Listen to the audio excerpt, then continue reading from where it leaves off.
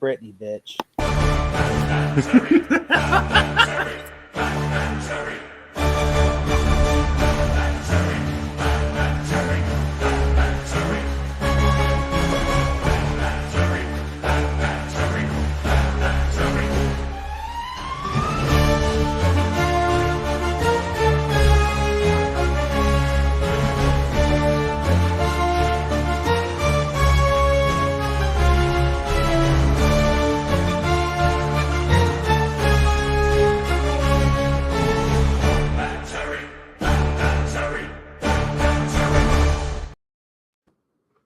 Hello, and welcome to another exciting episode of Batmantary, the only Batman show where we actually think our Catwoman is Halle Berry. I'm your host, 3D Bat Jake. Today we are looking at Batmantary. First up, I just want to say hello to all as we watch Batman and Robin, the cult classic, a movie that said, you know, it's so good that there was another Batman movie until 2005. All right. First up on the panel, we got a guy who's all right. Everyone, chill. Matt Wyatt, how you doing, Matt? Doing great. Excited to get into Batman and Robin and rip that movie apart. All right. Well, next up is Kick Some Ice. Flex Pop Culture 13. How you doing, man? I'm doing good, man. I'm looking forward to finally freeze this film and destroy it. But this is gonna be fun always watching with you guys. So it's gonna be a blast for sure. So I'm looking forward to this. For watching because it's been a hot minute. So I mean, yeah, it has been. Huh? All right. Next up is Joshua Loves Poison Ivy, a guy who says his favorite Poison Ivy is Uma Thurman. Let's bring it out, Joshua. How you doing, man? What's up, everyone? It's good to be back after Batman Forever. I told you guys who watching this, I'm gonna be back. He's like the Terminator. Batman and Linda Robin Hamilton can't stop him. Yeah, bomb could stop. I'll be back. All right. Next up on the list is a guy who is one of the best guys I know. A guy who I can never ever say no to. Well, unless he brings a shitty movie like the what's that? Not Poughkeepsie Tapes, but the Lake Mungo. Ryan Cam, how you doing, buddy? Lake Mungo is good, and you know it. One of us, Jake. One of us. It's great to be here. To use pro wrestling speak, this movie killed the town. There wasn't another Batman movie for 8 years after this. Like Collins just mentioned, it was so bad it killed Nick Cage's Superman movie too. So it killed two superheroes in one punch. Well, at least for 2 decades, he showed up in The Flash, but we don't talk about that. Wow. Also, and last but certainly not least, a man who is the leader of man. This guy literally will lead nations one day. This guy will conquer and divide. But one day, we just hope he conquers and not divides. Jacob Martin, how you doing, man? I'm doing pretty good. I can't wait to talk about this movie because this movie is so misunderstood. It is a masterpiece of epic proportion. It is the best Batman movie of all time. It's so good. It makes The Dark Knight look like a pile of bat crap. Christopher Nolan is a hack compared to that Joel Schumacher. Oh, that Joel Schumacher is amazing. Best director of all time. You know, you're being facetious, Jacob, but there are a lot of things in this movie that Schumacher got there first with that Nolan actually borrowed from it. I'm like, wait a minute, Nolan, this is in. I'm like, you know what? I think Schumacher got there first before Nolan did. You know, which to be fair, every director borrows from one or another. I thought Jake was going to make this a one-man show. Yeah. No, I'm gonna literally. If I point out good stuff, I'm gonna say like there is some great stuff in this movie. Like before I was going on, I remember one time me and Dave were talking about this movie, and Dave says, this movie actually does have one thing that no Batman movie ever does have, where it actually has the strongest relationship Bruce has with Alfred out of any Batman film. That's a good point. And at least it's so fun, even though it's so bad. Yeah, it's so fun that we can make fun of it and quote the movie. People still quote this movie to this day. At least Arnold was able to carry a shitty Batman movie and make it fun. And he got paid $25 million for the role too. Yeah. Didn't he? Didn't Jake? Did you say one time that Arnold was up for the role? Arnold was offered the role after Kilmer turned it down to return. Arnold was offered the role, and he turned down this role, which And I'm so glad because he said he wanted Mr. Freeze because they were going to offer Patrick Stewart the role. Because Akiva Goldsmith said, I wrote the script with Patrick Stewart in mind. Oh, bro. Patrick Stewart would have been amazing. That would have been cool. And then he says, He was coming off of the next generation of Star Trek before X-Men. He would have been Freeze before Xavier. I just want to point that out. That's true. Even Patrick Stewart was too good for this movie. Ryan, what were you gonna say? Fortunately, he got X-Men. I was just going Ian to. McKellen. I was just going to point out that I unironically love the motorcycle race. I like it too. Like it makes no sense why it's there other than they both Batgirl and Robin like to ride motorcycles, you see. But I still love it. I've watched it multiple times by itself. Coolio is in there randomly, but he and is the Clockwork Orange Batgirl and Clockwork Orange are in there. The I guess Schumacher must have shot a Coolio video and Coolio owed him a favor or something. You know what's funny? I just want to point out about that scene, the scene with the motorcycle scene. In that scene, you will see a bunch of people you see about Coolio and all that stuff, and you hear that song. What's that called? What's it? Fun for Me by Moloko. But literally, the one thing that you will never notice, there is a background cameo of the Clockwork Orange Druids from A Clockwork Orange, and I'm just thinking, they said this movie was supposed to be toyetic, but yet there's a group of rapists in this movie, and I'm just in the background going like this, going woo, and I'm just like, oh, that was okay to put in the movie. The most out of place cameo with those characters since Space Jam 2. Yeah. We don't talk about Space Jam 2 in this house. And for I don't about Mr. Freeze, I thought to see Sub-Zero Mr. Freeze, the animated one. That's the next one by the way, we'll be watching is Batman Mr. Freeze Sub-Zero. Good. That'd be nice. I've actually never seen that. So I hadn't seen that one either. So we all get our first live reaction to Mr. Freeze. If you've ever watched Batman the Animated Series, Mr. Freeze episode, it's actually a conclusion to that episode. It's actually the ending, the conclusion of Mr. Freeze's story arc in that.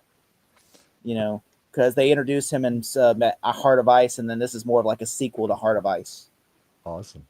So, but before we get started, I'm going to read some comments beforehand. We got one that said from Jenny, Jenny Whitcomb, that says, "You guys suck."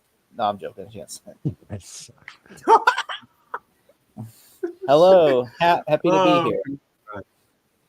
And then, Gene, how you doing? Jeannie, in your profile pic, is that a Nightmare on Elm Street T-shirt? It's really cool. I kind of want it now. It looks like a Nightmare on Elm Street. All right, yeah. Well, I mean, I actually do like that shirt. I saw somebody else would have that shirt. There's one guy I watch on YouTube that does the physical media, opens the physical media report, and he has a shirt just like that. I'm like, damn, that's a cool shirt. You talking about mid-level media? Yeah, mid-level media is the guy I watch. Anytime I need to learn my physical I media. know. Yeah, I know him. I watch him too. All right, next up we got Caleb Gorzel, who says, "Hey guys." Hey Caleb. Hello, Caleb. What's going on, man? Dr. Pepper profile picture. Must love Dr. Pepper, man. My niece, she's like a heroin addict when it comes to Dr. Pepper. She needs her. That's a bit of lore from Achieving Nirvana. Well, there's your product placement. Dr. Pepper. I mean, literally, Spider-Man has Dr. Pepper in every scene. Hey y'all, what's up, Josh? How you doing, man? He's sitting right here with us. Who is that guy? He seems new. I don't know who he is. I've never heard of that guy in my life. I don't know who that is. It's the first time I saw that. All right, next one is that from Caleb that Never says, met him before in my life. "You suck, 3D movie cinema. You suck. No, I can't say that. Oh! I love when the part where Mr. Freeze has the Heat Mice song on while his henchmen are freezing. Sing louder, sing louder, sing. I can't wait till we get to that part. By the way, you notice those actors are never moving. You know those actors, they're not singing actually, they're just literally going like this. Their faces are freezing, their voices never move, and you hear that it's like they are dubbed over. You know why? Is because if they would have sung, they would become actors and they have to give them residuals. So that's why they literally just dubbed them, because they don't have to pay them. Right. Oh wow. All right, so you guys ready to Warner Brothers was a sucky studio until last year. You guys ready? I'm ready. Yes. I'm ready. Get your movies ready. Push play. Countdown starts in Kick this movie. 5, 4, 3, 2, 1. Play. I always Alright. thought it was cool what they did with 2 the Wonder hours and Brothers, 40 Wonder Bros logo here. I love it every time. Like I like how it just turns into an ice spat symbol. Yeah. Yeah. I thought that was cool. I like how they do the variation. Like I said in Batman Forever, I like how they do the variations of the Warner Bros. Logo in some of these DC movies. I remember there was a Batman Robin card game back in the day too. If you guys remember that. Yeah. I'll give it this. One of the first I love positives the is it had like the ice like chains, one of the like, first good one of the first few positives here. Sure. Elliot Goldenthal's score is actually pretty good, still good. I like will that give where it it has that. like all the ice, it makes like sleeing, skiing. I will say the opening credits are a step up in this movie from the last movie. The other ones are just ripping off Superman. Chris Reeve just going like the.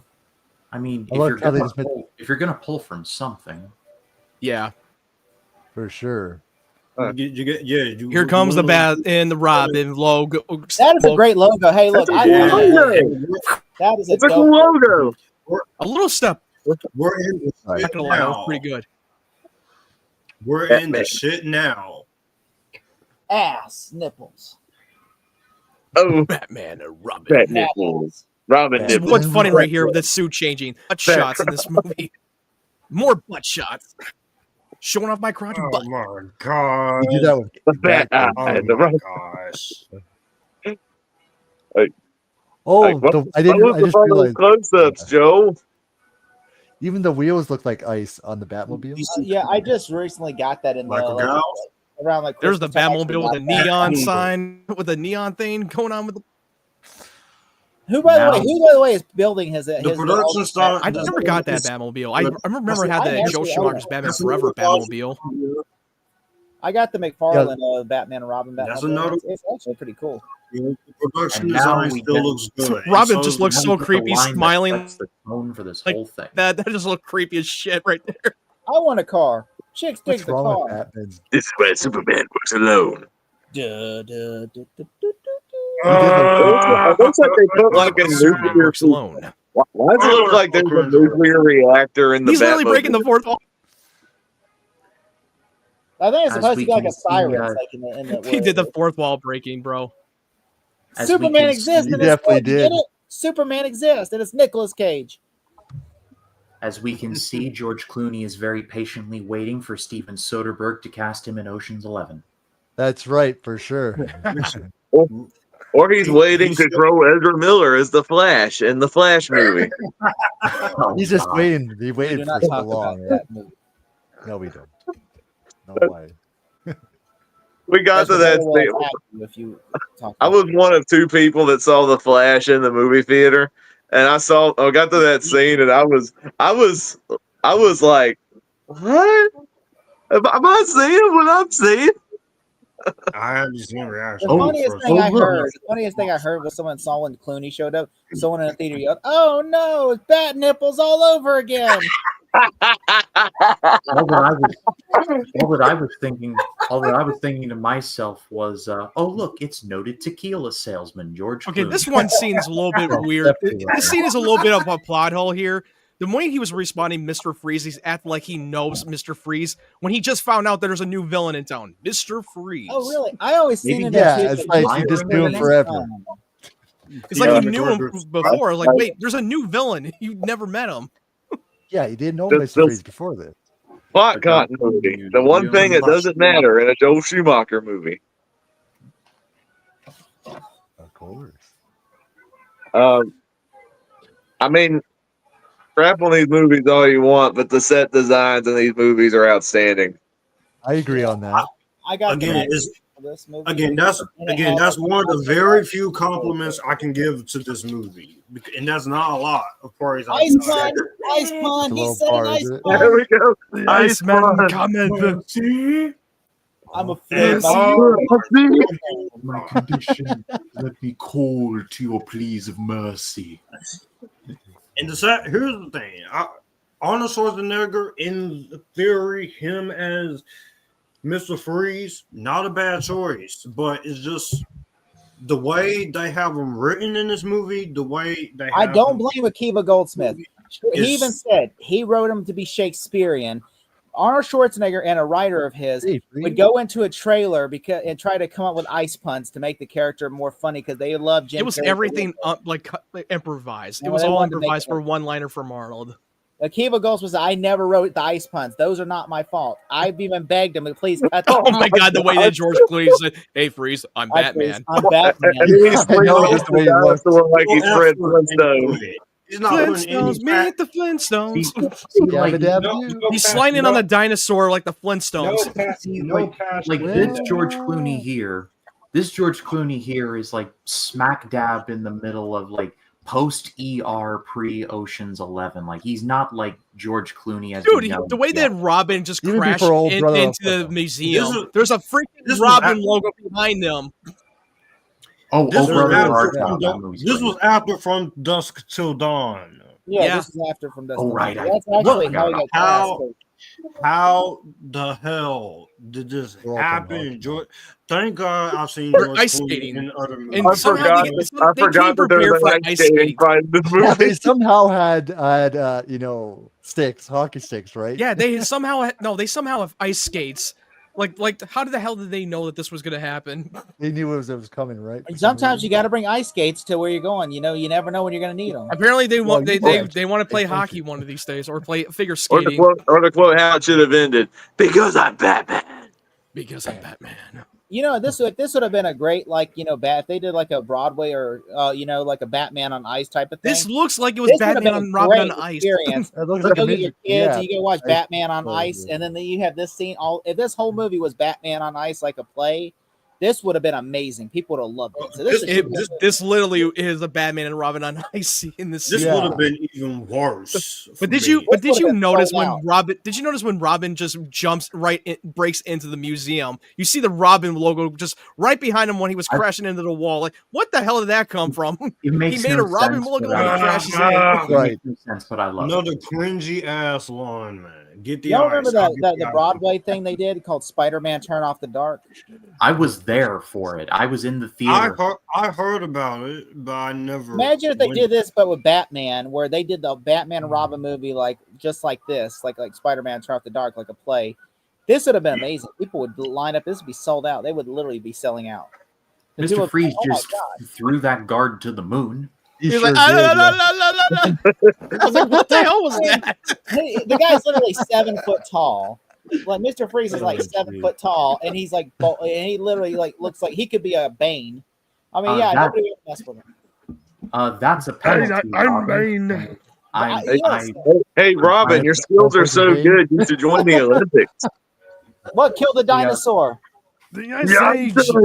Ice Age. You know, it's funny though. Have you noticed that Bane is actually Mr. Freeze is actually taller and actually overshadows Bane? Have you noticed that? Like, there's a Yeah, scene I where him do. and Bane are right there next to each other, and Mr. Freeze is up towering over Bane. And I'm just thinking that right there is a problem. You should not have made him stand because now Mr. Freeze looks more intimidating than Bane. Right. That right there, they should have cast Arnold as Bane and not Mr. Freeze. Oh, can you imagine Arnold Schwarzenegger as Bane? He'd be like, I got my permission to die. You know, after this is done, I'm gonna go watch this. There's this YouTuber called, I think it's like The Unusual Suspect. He made a Batman and Robin trailer in the style of the trailer for The Dark Knight, and Oh, it's really? it's great. Like, it's better than you would expect. Awesome. I just don't see how his mobile Freeze mobile is practical. This entire movie is unpractical, Collins. What are you talking I mean, about? to be fair, he just pulled a rocket out of the car's ass. Sure did.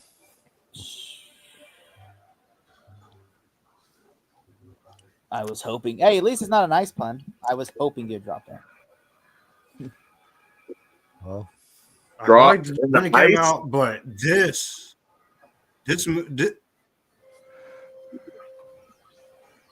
I just don't understand. How could the Mr. Freeze every pull time it I off go that back way? to this movie, Where's the ship going? I like how practical this movie is. This movie is very Yeah. practical. Yeah. I'll give it that. The set design, the practical stuff is well done. Getting really turned on by those buttons. He's like, oh yeah. Oh yeah. Turning his Unfortunately, robot. Arnold, is stop. in the wrong Arnold, is in stop the with the buttons. wrong. It's creepy. Unfortunately, this is in the wrong fucking Batman movie. Yeah. Oh my god! But you know what? Be glad I'm not drinking while watching this, because if this was on my channel, I'd at least have a drink or something right now. If you started drinking every time you watched this movie, if you took a shot every time you made a freeze pump, we'd all be drunk and shit faced. We would be. For the few minutes of the movie. Yeah, yeah. The thing is, I would at least sleep it off. Oh shit! Hold on 1 second, guys. I'll be right back. 10 minutes and 50. Arnold Schwarzenegger, you're one of my favorite action stars, man. Come on, He man. was Jack True Slater. lies, damn it. Now he's flying. Now he's flying. Hey, to be fair, as much as we poke fun of the ice puns, he is giving it all, his all in this role. He definitely Yeah, is. I agree on that. He is hilariously bad, but he's one of the only few actors who is actually having fun, even though I feel like the way he's playing it is not really his fault. It's between the directing and the writing. Here. We'll get to the second person I think is actually trying, because sure as hell not George Clooney. I do think George Clooney is a miscast Batman. Even he said he hated the experience on this.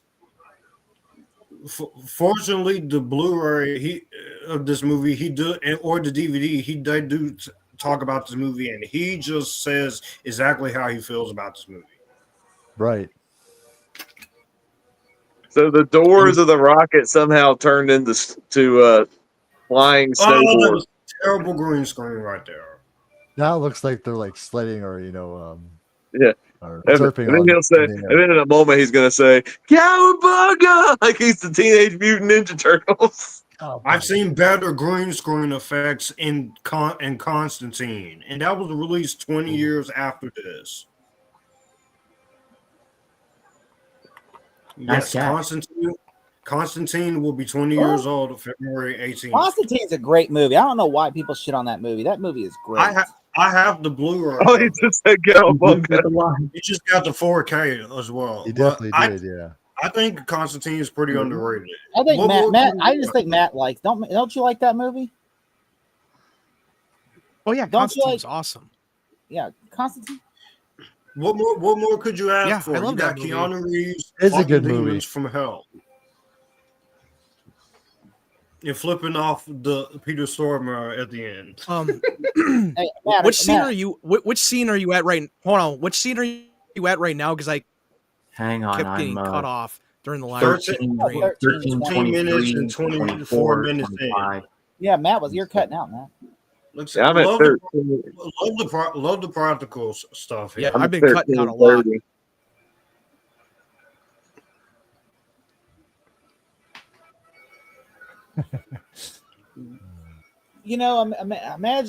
Imagine. Do y'all think, by the way, are they going to make Constantine? Robin, 2? no. Oh, you moron. Robin, no. No, You Robin. dumbass. Yeah, they made Robin an idiot in this movie. Also, they gave him the wrong outfit. He looks like Nightwing. Okay, why is he dressed like Nightwing? Why the hell he looked like White Nightwing? In the Teen Titans cartoon, he wears red, black, and green, and yellow. That's his costume, not Nightwing. Yeah, I don't get it either. Yeah, I was cutting off a lot earlier today. Like, I don't know what the hell was going on. Hey, it's okay, man. It happens. Yeah, so yeah, we got past the part when they were surfing in the fucking midair. Where did that come from? Like a cowabunga from Ninja Turtles. Robin was an idiot. Yeah, by jumping in ice. He froze himself. I got him. No, you don't, son. You spoke By too the soon, way- bro. Dude, shouldn't that kill Have him if you he seen- froze? It would technically. There's no physics in this movie. It's this is by the There's way- no fit. this is no Batman meets Fast and Furious. Definitely not. I saw somebody took their McFarlane Robin, and then they took the McFarlane Mr. Freeze from Batman and Robin, and then they put the Robin in water, and they put him in the ice box, and then they had Mr. Freeze next to him, where he's frozen like this. And I thought that was, it made me laugh so hard because it's like someone just literally froze their Robin just to make it look like Chris O'Donnell's frozen. Oh, jeez. Here's our favorite character of the movie. Man, And also John Glover, Lionel Luthor from Our Smallville, bro. favorite actor ever. I mean, this guy literally, And- look, he even said, That's right. the director told him to, it's a cartoon. You know, we're just making a cartoon. and the bride did not take being nearly killed by Bill very well, did she? No, she definitely didn't. No. I think if she wouldn't have did Kill Bill, I think this would have been the end of her career. Because I think really, after this movie, she really didn't do a lot after. She did like a couple of movies, and she did Pulp Fiction. Yeah. Like she hasn't Pulp really Fiction done a was lot since before after this, Kill so- Bill. Yeah. Hey, Yeah, one of the Yeah. first movies I saw her in was that not as good Percy Jackson movie where she was Medusa. Oh, I'm an unapologetic that I God, thought yeah, the that first movie's Percy not Jackson was good. actually a good No. movie. hey, when we get to a certain part coming up where we see like not the dude who Joshua. gets turned into Bane, but when Bane becomes oh, you lost Bane. him. Oh, he's Oh, back. He's back. He's back. Okay. When we get to Here I am. when we get to this certain part, I have a story. Okay. And now here we go with the best actor in this whole movie, Uma Thurman. This guy, Man, this guy man, right what? here, this guy.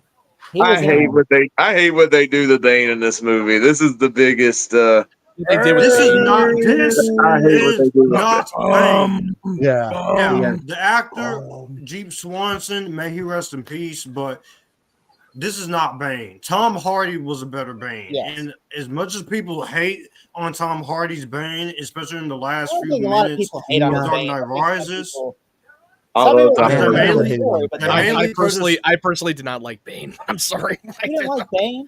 No, I did not. I could not They take him mainly- seriously. He looks menacing, but mainly his voice criticized was the not something to voice. be taken serious. I agree that voice was off. He just sounded like a gay English butler. If I was able to shut off the plane. You definitely No one did. could really yeah. take Tom Hardy's voice. But and put it on the this funny movie. thing is that they made fun of his voice in the Harley Quinn show, which I thought was fucking hilarious. Yes, they do. I was Yeah. I've They been made watching. fun of it. I've been watching season 5 of it. I just started the show. With I mean, season 5. I fell off after season 2. I've been wanting to watch. I've never watched past season 1. I think it's funny. I just Yeah. haven't had time. Been watching that and also the Why? recent season of Invincible. I need to watch that. Oh yeah. Yeah, Invincible's awesome. I haven't. That's still. I'm Man, on season like- 1 still. Lex Luthor's backstory is darker than we thought. This is a not mad scientist. Bane. What the This is not Bane. This is Operating. This What's is- it this called? is, Ryan? this is This the is WWE version of Dollar Tree. Frankenstein. This is a Walmart fake Bane. Dollar Okay. Tree. Yeah, Walmart Theater Bane. version. So of I have a bit of a All story. right, Ryan. What were we gonna So say, Ryan? I was just gonna say the guy under the mask who's playing Bane is a pro wrestler named Ron Swanson, and Mhm. before he became this, his wrestling name initially was supposed to be called, and I'm not kidding, this was the name, The Final Solution, which if you know anything about history, you know that's a very bad name. And it was later changed to The Ultimate Solution. Good. Yeah, I will say as much as I enjoy the ridiculousness of this movie, but I don't like Bane in this movie. I don't either. No wonder I can't enjoy. I have a hard time watching this as a guilty pleasure because of He was just bullshit he like was just this. a muscle. He was just a muscle grunt. It's really boring me. I bet you John Glover has some stories about this. He did. Like, 100% he one does. convention, someone asked about Batman and Robin. He said, "I kept the glasses." Yeah, He I'm said, "I sure. kept the I'm sure he. glasses." Sure he does. He said, "I kept the glasses," and he said, "George," he said, "Hey Joel, should I act different?" Like he goes, "No, we're making a cartoon. You know, just act as over the top as you want." And so he just started going, "Ah!" Psycho! I know something I've Psycho! always got She's soap so for over the 10,000. top. She overacted in this movie so much. Rejection. She does Psycho! overact, but you know what? At I love least, Uma at Thurman. least, But in this movie, at That least she know. At least she knows what type of movie she's in. I feel bad for that I the will poor give her back that. the poor stunt double of Uma Thurman that just had to literally jump over the table and then he had to throw glass and stuff. So you're gonna fall over a table. Hopefully your spine doesn't get fractured, and on top of it, he's gonna throw glass on your face, and then you're gonna roll around in snakes. and you have a bunch of You snakes all shouldn't over have your done face. that. I feel bad for Zoe I hate Bell. snakes. I hate them. I wonder if that was I Zoe am- Bell. Is Zoe Bell her stunt double in this movie? Oh my God, John Glover. Joey He's so Bell, over that's the the same. top with That's the same that stunt science. double that did that crazy car stunt in Death Proof. It almost seems Well, Yeah, no, that's he was Zoe Uma Bell. Thurman's Yes, stunt he's in a double. wrong movie, Yeah, like he's in a 1930s monster film Frankenstein. It's alive. It sure is. That's what it looks like. Yeah. There's Victor Freeze before he's Mr. Freeze. I love how he just gets in an act. I will say this: Ah! they When he get flies backwards. they get that part right where Mr. Freeze is trying to save his It's wife. kind of funny when he's like, ah, ah. Ah, But I think if they do Yeah, Mr. I know. I Freeze laughed so again, hard. He's like, ah, ah. I think if they do Mr. Freeze again, I think there's a chance for them to do him right and actually get into his backstory. I think Mr. Freeze would be right to be the villain in Batman 2. I mean, the last movie ended with Gotham underwater. Ice. That would. I mean, it fits, right? Hey. Well, we don't know. What's We going on? don't know. Well, we don't know whose villain they're bringing into the movie. But again, I trust Matt Reeves on this. He He made got- two great Planet of the Apes sequels. I just have a So- feeling. If Mr. Freeze is not in the Batman Part 2, people are going to lose their minds. Like they lied to us. No, I they still never think said Lance who was going to be in the Henriksen- next They never said who's gonna be They the definitely villain. never did. They never did ever. You just set I would- yourself up for an extra failure. You know who'd You be just a set good yourself Mr. up for Freeze? that. And here is the bitching and complaining with Batman and Robin. Oh my fucking God. I What's mean, going- yeah, Bruce but has thank you got for a- stopping by, Bruce Steph. has got a- You're out. Tiny little. How you doing? Bitch, I'll Robin. buy Such the a popcorn. whiner. Hey, I buy popcorn. How you doing? How you Just doing? bitch and See, complain. why don't you Bitch work and there? You don't complain. trust Bitch me. and complain. Wah, Bitch and wah. complain. Bitch and complain.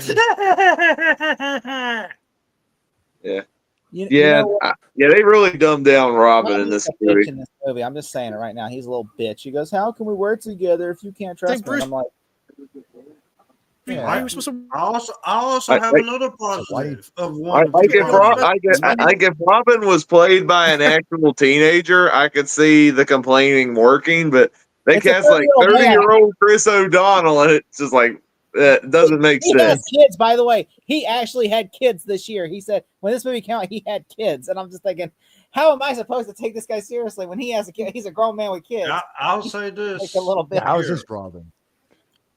How? Al- I just Alfred here, Michael Goff, he still does a good job, even though this was his very last movie. yeah, I mean, And Michael Goff, Alfred. he just always understood the assignment. Mhm. I actually looked this up. I actually looked this up. The kid playing young Bruce Wayne in this flashback is the kid from the Santa Claus movies. Really? Really? Yeah. Wow. I didn't even. There's never been a bad he's like, Alfred. Jacob. He doesn't want people knowing he was in this movie. I'll say this: Wikipedia confirmed it. Michael Caine is the best Alfred. Yeah. You ever think he's on the phone with Lex Luthor? I always imagine he was on the phone when the mystery bidder was Lex Luthor. Probably. Here she goes. Here she What goes. is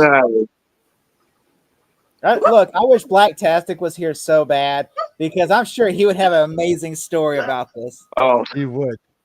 So my buddy and I, one time, we were I going knew to this see. girl, and she was a redhead. Let me tell you about like the heat of the Oh yeah. That would be the story. It'd be the story so hard. He told us. I still cannot believe like the Batman Returns one. He told an amazing story to where I'm still like, I was not expecting that story. I was expecting a story, but not that story. I do think Poison Ivy should be given a second chance in another Batman movie and done properly. But I will say this: Hey, Megan Fox is in the chat. She'd be a good Poison Ivy. Megan Fox is Poison Ivy. Why Yeah. do you hate this? I mean, look, I think that's a good idea. have you seen her as April O'Neil in the Ninja Turtle movies? Well, get her away from Michael Bay. Yes. heavily miscast in the Ninja Turtles movies. You know what? I'm gonna throw right now. What about Melissa Don't even get McCarthy me as started Poison on Ivy? Megan Fox. That would be terrible. Megan Fox, I can just see on like the kind of like the sex appeal. I'll give you this, Uma Thurman. In this movie, she was fun. Zendaya as Poison Ivy would be a good choice.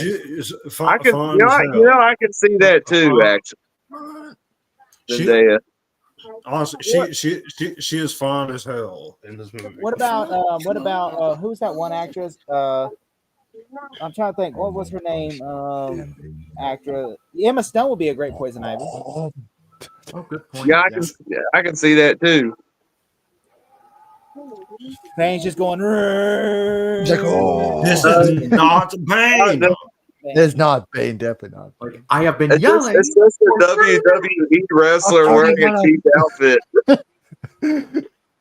Oh, here's y'all's favorite scene, the I'm Mr. White Christmas song. Yeah. This scene is hilarious. Why does he have like the most obviously villainous hideouts? It's like They've never found him. And it's so obvious where he lives. It's so obvious. I love Look at them singing with him and dancing with him here. Nice. Oh, Oh my fucking god! Louder, come on, sing.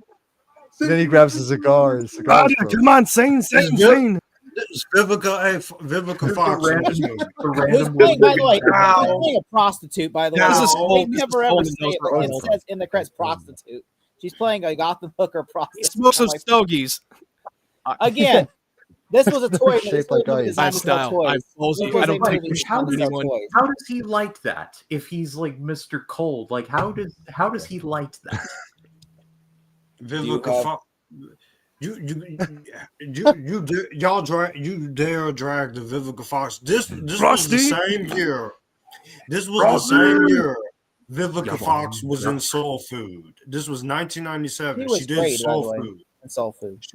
It was a great movie. I love that movie. I don't understand why though she would accept this role. Like, hey, we have a role as prostitute. She's probably Did she also play a stripper in Independence Day?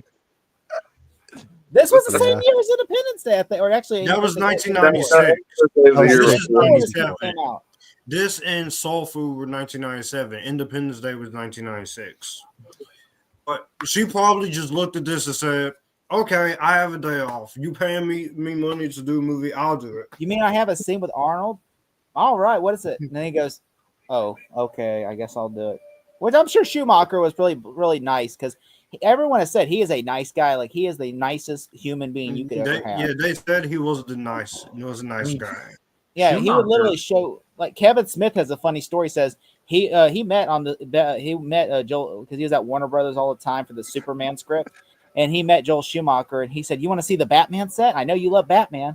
And he walked him around and he showed him the Batmobile and he said, "This is the Bat set." And he's like, this is the moments I like with Mr. Freeze, where you see some potential of him trying to save his wife. If you had kept that up with Mr. Freeze in this movie, I would have had a different reaction to. If you made him less goofy and more of a complex character and not over the top, absolutely, then it would have been better. Absolutely, yeah. I agree. Watch him like Batman. Here we go. Oh no! The other bad casting in the movie, Alicia Silverstone, that girl. Such a bad casting. It was just that. Why did they make her starring? In the words of another movie starring this actress, Ashton. She's not even the girl English, from Clueless. She's not even English. Yeah. She's literally, it has an American. she's not I know even- that makes no sense. She's not even English, and her uncle is English. Oi. You know, she's like, and they "Oh, totally you want changed. And they totally Alfred?" changed the backstory. They changed the backstory for Barbara, who was supposed to be Barbara Gordon, the daughter of Commissioner Gordon. Because Okay. Yeah, they- Commissioner I Gordon became a cannot background actor at that point. believe that. As Commissioner Because Josh, this Gordon is utterly useless. That's I what mean, they he's did. literally a mall cop They, at this point. they probably just got her just because Mall it's, with one, this was such a big movie. It's like, hey, we Yeah, need a because- big actress. Because Hey, she yeah. was she was Clueless. doing well at the time. She was on a roll when she was doing Clueless, and they're like, "Hey, let's just grab her as this." You had Clueless. What happened here, Alicia Silverstone? She Granted, hasn't really done much acting. Well, I mean, this Josh, movie kind of destroyed This, her career. this movie killed her career, I think.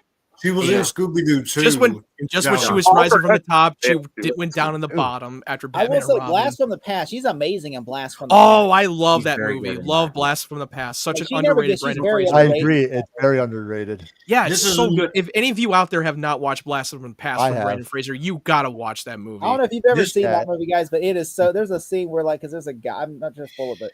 There's This a scene- movie This is guy a thinks that Brandon Fraser's complete- God in the movie, and so every Oh, time Bedazzled. completely Bedazzled. You bastardized Bane. You bastardized Ivy, which is what you bastardized Mr. Freeze, and you bastardized Robin, and you damn sure bastardized Batgirl. I mean, you bastardize everyone in this movie apparently It because is great this movie was just made for commercial for fucking selling So- toys heavily. That's Even all it though was. I will say this, Joel Schumacher, we all accept your apology. So I did a Blast bit from of the a Past is search. amazing. We're gonna have to do it with Stephanie. If we do Blast from the Past watch along, you're definitely coming on. Oh yeah, Matt we're can't- definitely gonna do that. because he I would hates love it. to do that. I would love to do that too. Yeah. You know what, Jake? Fuck off. Oh, wow. Matt's like, you. I love Blast from the Past. So we I could have did had a good. We could have had a good adaptation of Batgirl, but David Zaslav chose to freaking shelve it. What So are I you did gonna say, a bit- Ryan? I did a bit Yeah. of digging. Did a bit of Okay. digging. So your face. So in David Zaslav's mind, this is a better Batgirl than the movie that was shelved. He Oh, that never was said- shelved. he No, it never was shelved said because that movie sucked. Because they did not like that movie. They did not want to put that out there because they thought it was fucking terrible. You should have at least put it on. Because streaming if and that let- movie would have came out, it would have probably be on that Madam Web us- level or give fucking us- Morbius. Like, oh no, we got to put this Ryan. out there. No, you should never put that out Ryan, there. It was. I want to know what you think about this imagery in '98 or '97. Those computer images on a computer in 1997 images. What do you think about that? Because I know you love critiquing images on computers in older movies. I want to hear your thoughts, Ryan, because I was just looking at this going, oh, I want to hear Ryan's thoughts. In 1997, those images, the picture crystal clear. Thank you for letting me talk without somebody in here talking over me.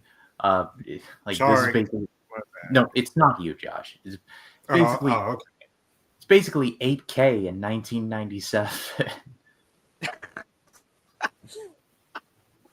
Definitely. Yeah, that's true. It This is is not hard really. recording.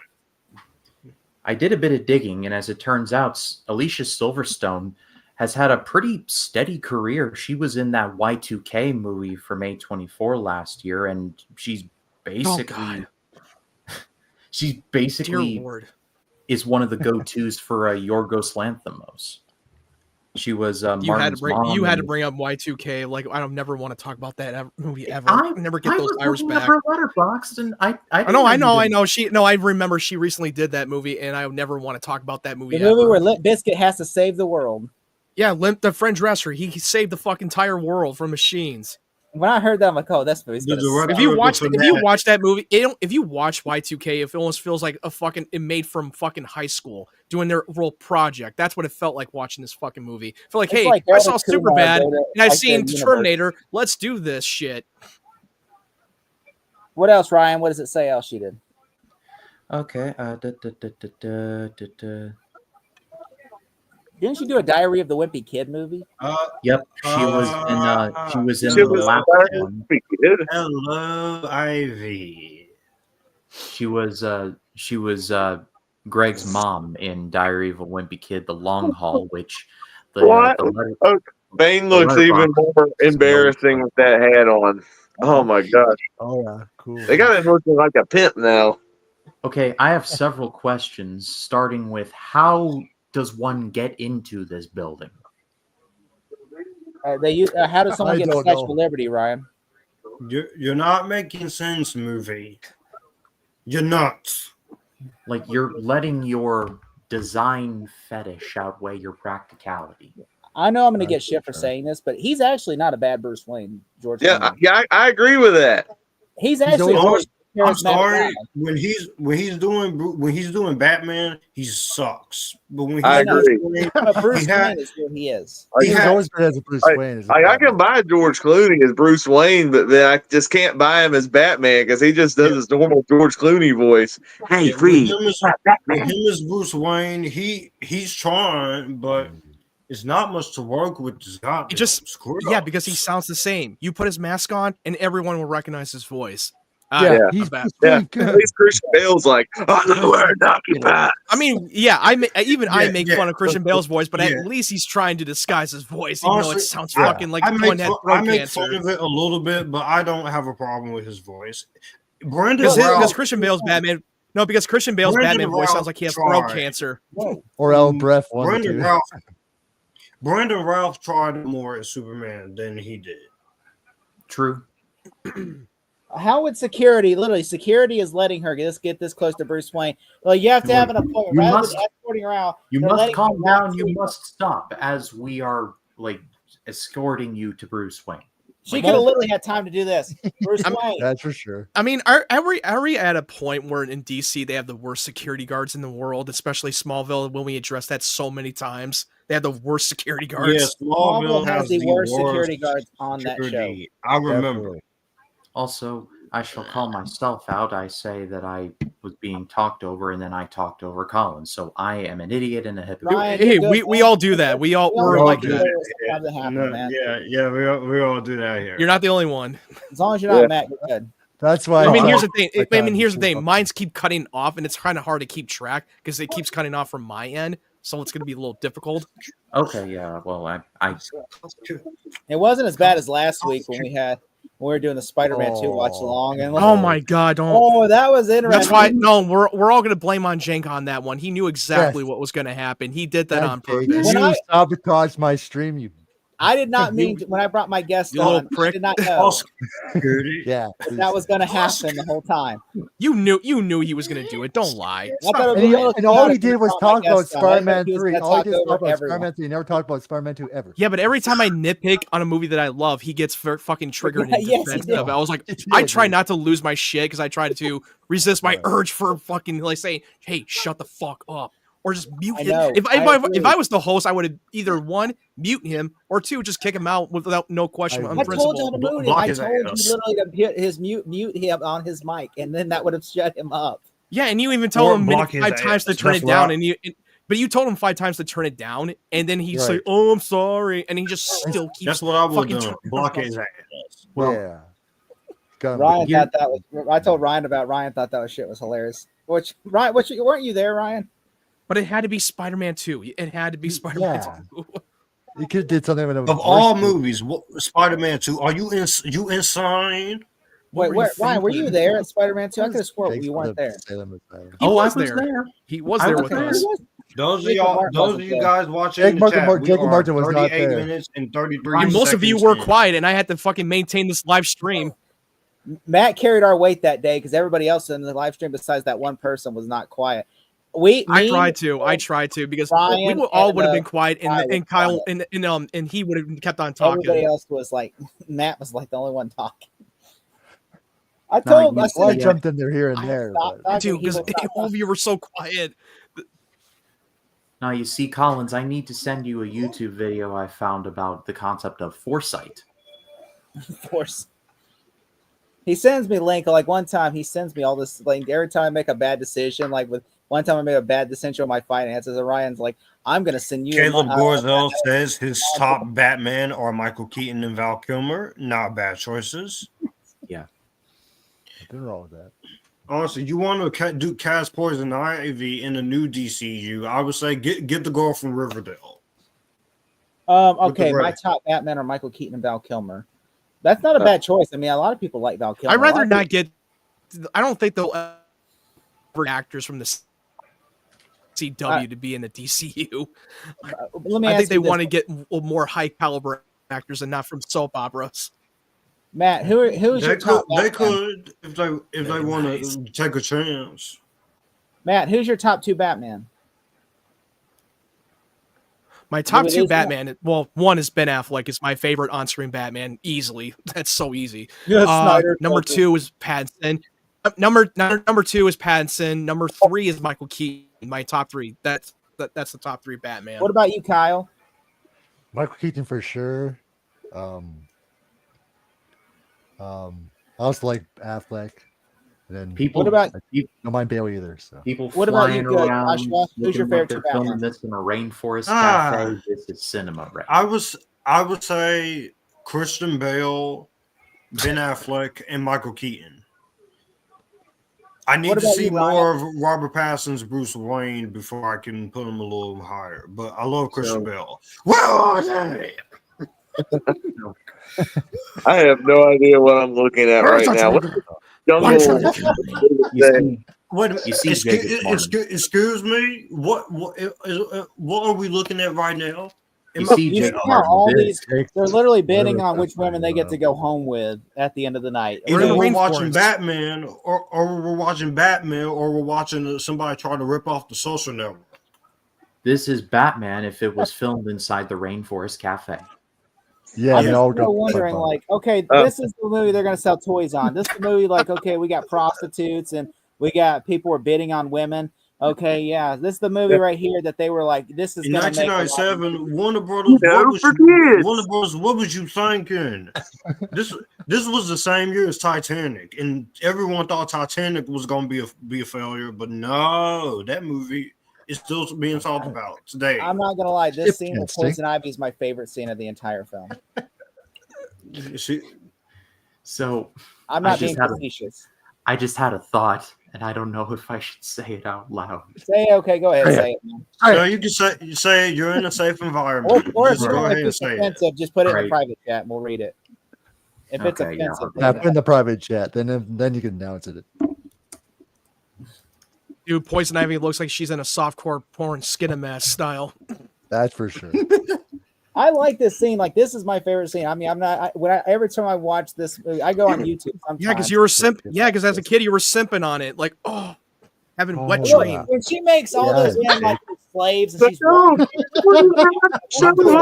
Don't lie, Jake. We all know you want to simp. You're simping on Home Look, Thermos Yeah, Poison you were Ivy. simping on He it is so a hot bad. character, okay, yeah, Well, he's hot.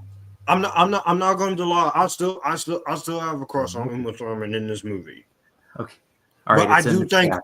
I do think the animated show and funny. Lake Bell's interpretation is much You could better. have said that. Yeah, that was funny. Yeah, but do you remember when Poison Ivy's pheromones were affected in the Harley Quinn show with that bar mitzvah party, and the 13-year-old kid just comes up and flirts with Poison Ivy? Let's get this shit in and go. Is that the first season or the second season? Yeah, it was the first season. Yeah, Let's get this it shit was. in and I'm see a on season 5. I PG-13 started movie. with season 5, so I'm gonna have to go back and watch season. That was like one of my highlights of that episode. The kids trying to flirt with Poison This is Ivy. cool, guys. Come on. Isn't that one guy from Spider-Man? That one guy of the board members? I don't think so. Okay, How her long outfit. Yeah, doesn't fit. you're right. It is. It Her is. outfit It is doesn't him, the fit mustache here. dude.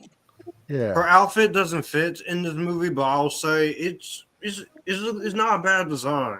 Mm. If you're gonna, The outfit belongs in the live-action Flintstones movie. Flintstones. Well, they were dancing on the dinosaur in the museum. So By the way, would you want to kiss somebody named Poison Ivy? I'm just saying. Like, I mean, yes, I mean, the kiss of death. yes.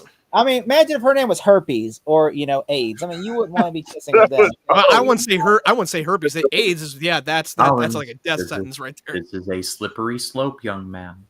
No, Yeah. if it, You better No, change the no, subject. if it's It's weird. no, if it's Poison no. Ivy. What Jacob just, I mean, what Jake just asked. I volunteered to kiss Poison Ivy. I volunteer. I'm just saying. Then you'll I'm be just saying. dead. You're gonna have the rubber lips, right? You're gonna need some, get some rubber lips. I'll I'm probably gonna go on Toomey and get one of Need those fake everything rubber. rubber lips, like there's one of those like fake lips, like. Well, if Jake does it, he'll say he's all rubber, right? if it hadn't been for Blade, this genre would be dead. This Pretty movie good. really I read the quote where Kevin Feige's like, Batman and Robin is the most important comic book movie of all time. This movie was so bad that it made us rethink how we make movies. He's not wrong. I mean, everyone knows Batman and Robin really showed you, like, when you're watching, like, the next year, The Matrix. People are like, The Matrix, which is one of the biggest. Why is y'all fighting over Poison Wait, Ivy? here comes. Go get you a credit card. Oh, the back credit card. He has the fucking back credit card. Take that and shove it. Somewhere right now, Doug Walker has woken up in cold sweats. Back That's credit for card. sure. A back credit card. All right, everyone, chill.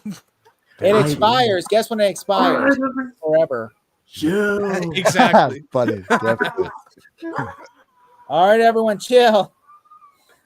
They can't Cheers. kill because you're shooting them. It's like, all right, everyone. No, they're ready for Why was they're ready to murdering do it. everyone? I said stop. The Batman credit card. Really? That would be just as bad if Superman had a credit card. If you have a back credit card, you get a great discount. Definitely. Okay, so I'll lie. Another positive. Some of the action in this movie is pretty cool. Like when it takes like a security guard. So if Batman had a credit card, I wonder what Spider-Man's looks like. Yeah. What does it say? It says Probably amazing he's got like science fiction. 10K credit card debt knowing Spider-Man. And he owes it all to the Beagle. He still needs to pay the guy, the rent guy. Rent? That's who he owes it to. Rent? Fine, Thanks, lady. girl. We'll turn you He's into gonna turn her mulch. into mulch. Pretty girl. I like how he could sniff the toxins in there. It's like pheromone dust. To heat a man's blood. It doesn't work on the cold-hearted. Also, his suit literally senses that. Like his suit literally read that. Like you're just spraying pheromones on me. No, it's just dust. You're spraying. No, I'm not. No. That's my exit. Good. Looks like an Oreo cookie. There's a chase scene. I do like the chase scene in this next chase scene where they're in the cars. Good night. Good night. I love that delivery. Good night. That was funny. I mean, that was legit funny where he punches him and he goes, "Good night." What a party. There's moments where you can laugh at this, but I'm just sitting here laughing, but also getting heavily pissed at this movie. I know, I definitely can tell. The Sometimes feeling. it makes you want to watch. Sometimes it makes you want to watch a better movie like Silence of the Lambs. That's why we're just trying to have fun. Because every time I watch this movie, I want to pour him in the face of acid. There are still worse comic book movies than this. Like Justice League is worse than this. Catwoman is worse than this. Okay, Fantastic Four is worse than this. Or Lame, Forest Stick, Madam Web, freaking Green Lantern is worse than this. The 2011. Hey. Green Lantern's not worse than this. I mean, Batman and Robin. I hate it. I hate it. It is though. I hate it. Though. Anyone who likes the 20. You didn't like that dark cloud, that dark diarrhea cloud? If it was literally if it was a vapor? TV show that was 2 episodes, it would be perfect. Superman 4 is worse than this. Even the 1984 Supergirl Quest movie 4 is worse. Quest for Peace, yo. Yeah, The Quest for Peace is a cinematic masterpiece. Yeah, it's people know it. Or you could just watch Rise of the Silver Surfer, where Galactus, one of the most powerful Marvel villains, is represented. I like by Rise of the Agent Silver Surfer. Oakley. You can talk shit about that. I think Rise of the Green Lantern Silver stole Surfer is that. a Well, guilty Green Lantern pleasure. stole that dark cloud, except that Parallax looked like a diarrhea ass vapor cloud. Fortunately, we're getting a better version of Galactus. Yeah, we're getting Galactus in the played by Ralph Ineson Okay, from Robin would Harry be Potter flying off and of the this Iron statue, number one. Giants. I like Okay. this. Robin has no traction. That is some terrible green screen right here. It's so bad. And the I idiot is know- about to make the jump. Like, dude, you're not going to make that jump, bro. You weren't going to make it. No.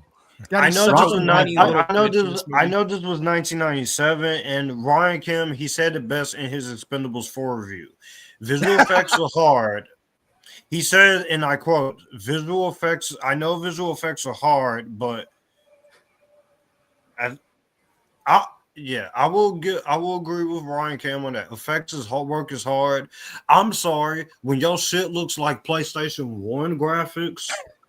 That With a was mix horrible of freaking- graphics for sure. I mean, With a mix of here's the thing. Nintendo, Everything in that GameCube. Expendables 4 was the worst thing ever, from script-wise, dialogue, everything. She never did it. I know. I'm just talking about this movie's effects. I mean, When- visual when effects you- is one thing. I mean, yeah, whether you make it time or not, as long as you make it good and good writing and good directing, then that can be passable at times. But yeah, I agree with sometimes they can be very lazy and don't really take their time on it. That is a Batman moment right there. Yeah. That is a Batman moment. Definitely. But no, I as agree. I was saying, when it comes to Batman and Robin's effects, when your shit looks like PlayStation 1 graphics with a mix of Nintendo GameCube, you got a problem on your eyes because this was Matt, what were you 1997.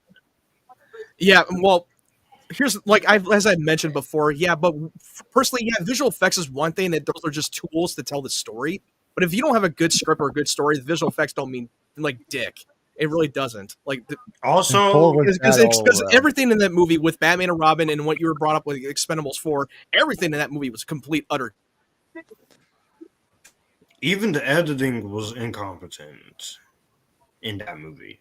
You knew how bad directing, acting, everything, even editing. Yeah.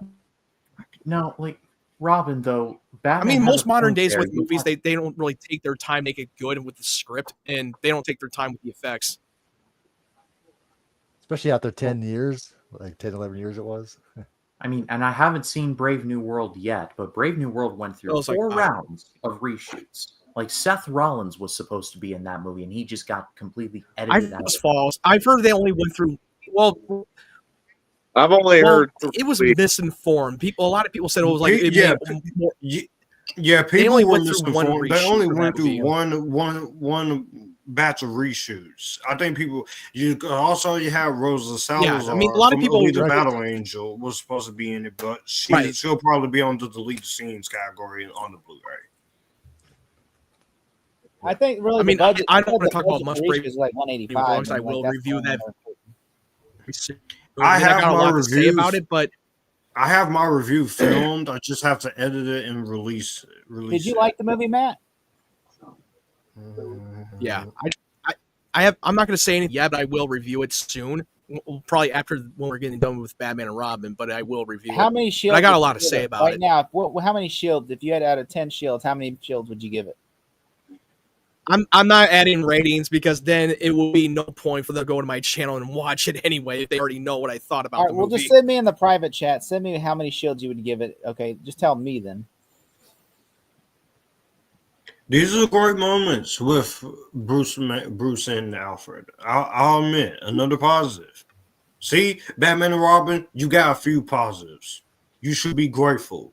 You even got those, especially the soundtrack in this movie. That was crazy. The kid from the Santa Claus that didn't say a single word is a better Batman than George Clooney. Wonder where the Indian is in that collection. Oh yeah, I forgot Barbara is in this movie. Yeah. This is the definition of overcrowding a movie.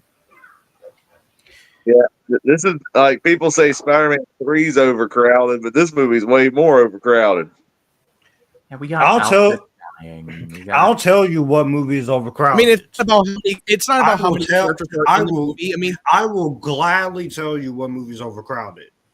Pirates of the Caribbean at World's End. That movie's good There's though. way too, That but movie. there's too much going on in that movie. There's It's not way that too bad. much going on. I don't hate it. It's just there's just too many things going on, and there are some decisions. There's so many I do not storylines going agree. on in that movie. I will agree with you there, Josh. But it's a good Okay, movie. But yeah. there's way too many storylines going on in that movie. Yeah, I think the movie is. I mean, decent. being I haven't overcrowded is watched one it thing. since I mean, it's 2017. not about where you have. How over the top So many must your movie be to have characters. green lightning? That's what you do with the. But They should have yeah, cameos from Jim I Carrey. Hey, think I think what Matt was about to say Stop. was it doesn't matter how much characters you put into it, is how you handle it in the story, how you is executed. It's how you do. It's how you handle it. Yeah, that's true. Yeah. Oh, here And comes also, Pirates of the Caribbean Also, 3. Yeah, exactly. Like I how do many like. characters in Pirates, X-Men. yeah, Pirates of the Caribbean 3, you make the dumbest fucking decisions you could have made by giving Davy Jones a love interest. I was liking Here's- him as a villain until you did that. Well, to be fair, they teased that in the second movie. Yeah, Should be a chilling sound Yeah. of you. Okay, that's hilarious. I love He that. has now he has to act like Allow me to break the ice.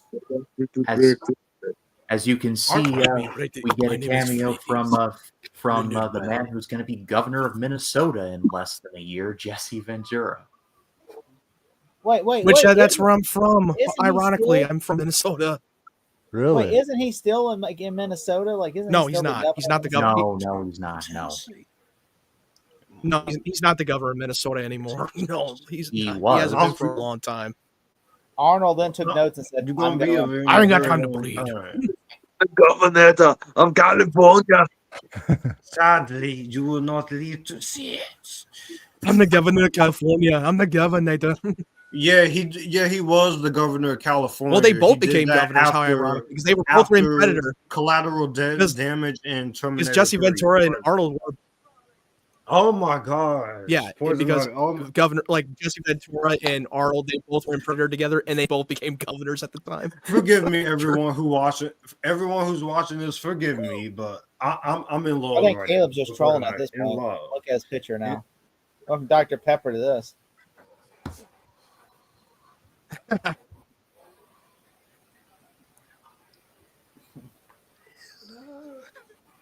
And oh, look, we have stumbled upon a Marilyn Manson music video. Do you want to hear this? I got an interesting fact about this scene. Okay, do you know that the guy from Shawshank Redemption is that guy right there? Which the one? that not Shawshank Redemption, but Green Mile. The one that the evil cop that mistreats Michael Clark Duncan. The one that he touches that guy. and kills Sam Oh, yeah. Rockwell. Mm. That's him right there. Doug Hutchinson. Sam Rockwell's in this movie. No, Doug Hutchinson No. is. He's He's also the an guy X-Files, who like, creepy he guy. didn't wet the sponge and fried. Oh, that's your character in the Green Mile. Yeah, that's him right there. Wow. That's wow. Again, a better movie than this, even though The Green Mile is not an easy watch. But it's a great movie. It is a fantastic movie, but like, Oh like, yeah, it's it, like Frank Darabont, who made the Shawshank Redemption, The Mist. Then he did the first season of The Walking Dead. Oh yeah. if I, Well, he worked on half of season 2, then he got kicked out. Well, Yeah. some say that he was not as like hands-on in season 2, but he was involved. But he didn't really have that much to do in season 2. Yeah, I think he shot like 4 episodes, then he was kicked Yeah, out. he only shot like at least a few episodes or so, but that's about it.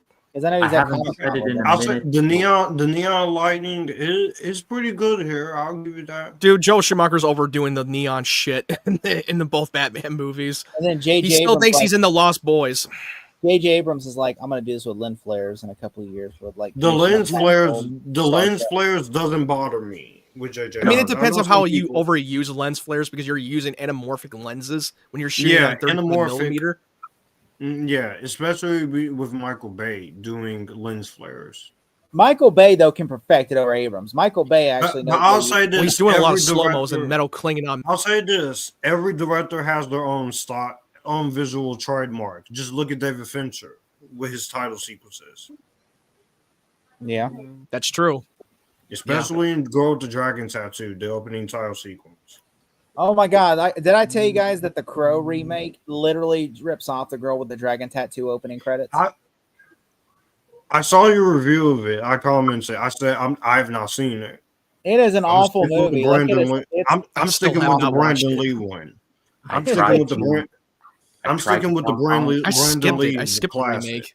I got it for Christmas and I watched it and I'm just like, this is a shitty movie. Yeah, this Merry Christmas to that. I got that and I got Borderlands and I'm just like, wow, that's what my brother told me. No, Like, you want- two of the shittiest so- movies. you're an 0-2 on this Christmas. So you want to spend the rest of your life with me? Well, okay. I don't even know who this chick is. Like, who is this chick that he's dating? He's Like, a supermodel in real life. Wayne. Yes, she is a supermodel. Her name L McPherson. her character appeared out of nowhere and she has no development. And it was like, who the hell is she? Is she? What happened? Did we, I mean, did we just lose Fletch? Kidman in the last movie. They shoehorn this fucking romance out of nowhere and it goes nowhere. It does. It's like Nicole Kidman had better chemistry with Val Kilmer. I even thought she was Miss Cat in that movie. Say whatever you want about the movie itself, but at least the romance of Titanic was better than this. Anything romance of Titanic is better. Even though I wanted to punch the hell out of Cal that entire movie. Even the Celine Dion song is better than anything in Batman and Robin. So. It's iconic. Celine Dion is a national treasure. Okay, the first Crow movie is hear great. what George Clooney said. Salvation is tolerable. Wicked Prayer sucks, and City Avengers suck. Caleb. I like the first two Crow movies, but I hate the other rest. Something to watch. So. But yeah, what did George Clooney say? So basically, whenever they're doing press for Batman and Robin, the actors that played his girlfriend in the movie, they asked her, "What would you want to take home from Batman and Robin?" She goes, "I don't know, maybe like a shirt or a mug or something." And then they asked Clooney, "What do you want to take home?" And he said, "Her." Oh my god, that is hilarious. Time to race, boys. It's time to race. No, I'm like, he would get so much trouble now for saying that, but like back then, he was like, because he was a ladies' man. He's George Clooney, you know. Do you know when Joel Schumacher I'm not gonna lie. This soundtrack is great. You know Coolio in this scene, and the next movie that was unmade. That oh my god, the game from the fucking orange Clockwork Orange. Jesus Christ, I cannot believe I didn't spot that. Oh, I did the thing. But I'm now noticing it too. I know because when Jake brought that up, I was like, "Wait, what is he talking about?" Oh, now I noticed. You know, on the next the unmade third Schumacher Batman movie, I think it was called Batman Unchained. Yeah, Batman Triumphant. Julio was supposed to be the Scarecrow. Oh my god! Thank God that didn't happen. That guy, the one that's saying how much you got, and when she's saying how much you got, that guy, you know what he plays in? The Dark Knight. The cop sitting next to Commissioner Gordon as the Joker's chasing him down. Oh, that was the thing. Oh, I did not sign up for this. Yeah, that's him. that was him. Yeah, okay, that was cool. That's a good one. Yeah. Okay. Yeah, this movie is objectively very bad, but I love all of this. I love that helmet. I love the Kiss demon riding. They're right next to Coolio. I love Coolio and his freaking flare gun. Like then Dake Raisins got the Robin helmet. You'll never see something like this again. Like, this is just one of a kind. This is before Fast and Furious. The only thing that's missing is a song called Gotham's Paradise. Oh, good point. Yeah, I love that song. By the way, this song that they played, the song that they were playing before she started racing. Mm-hmm. That was in. If you watch the VHS of Batman and Robin, like they have that song Maloko. Oh, one fun fact. Did you notice that you notice at the very end of the credits and the soundtrack of Batman and Robin, there's the Smashing Pumpkins song that was played at the very end of Batman and Robin. They also played that same song in the teaser trailer for Zack Snyder's Watchmen. I didn't know that. I was like, oh, and I had to play through the credits. So like, oh yeah, they brought that song in that teaser trailer. I first heard that song in the Watchmen teaser trailer which that song actually fit the tone of that movie. I own the soundtrack for Batman and Robin on disc. Of course you do. Of course. And look, I listen. It's nice to listen to. Sometimes I'll pop it in. You know, the first song is R. The Kelly's. soundtrack is one of the few good things in this movie. Oh yeah. I can't tell you a single song in this movie. Like, at least I don't even remember those songs in the soundtrack. There's the R. Kelly song, which I mean, some people are controversial about him right now. But hey, I like his music. So what? You have the end is the beginning by Smashing Pumpkins. That's the Look one. Into My Eyes by Bone Thugs and Harmony. Gotham City with R. Kelly. Yeah, House on Fire with Arkama. For the melody or anything. Yeah, Revolution by R.E.M. Foolish Game by Jewel. Lazy Eye by Goo Goo Dolls. Breed by Lauren Christie. The Bug by Soul Coughing. Fun for Me by Moloko. I love that song. Yeah. I love that song. Poison Ivy by Michelle Nej Ocello. True to Myself by Eric Bennett. A Batman Overture by Elliot Goldenthal. Moaner, sung by The Underworld. And The End is the End. Corrigan is the Beginning by Smashing. Hey, by the way, can y'all check it? Can y'all check and see if what's his name's okay? Kyle sent Kyle a message and say, "Hey, you okay, man?" I think majority of the time from my end, it's been cutting off for the majority of the time when Kyle was on. So I don't know if it's because it's probably his internet issues. Yeah, that happened. It might be. It might be. But wait, one question: was all of yours cutting off on your end? Because mine was majority of the time. My internet's fine. I mean, like I haven't had no issues. Mine's been cutting off I'm just wondering. I feel like I was the only one. Just a little bit, but not too much. It's always Matt's fault if it does.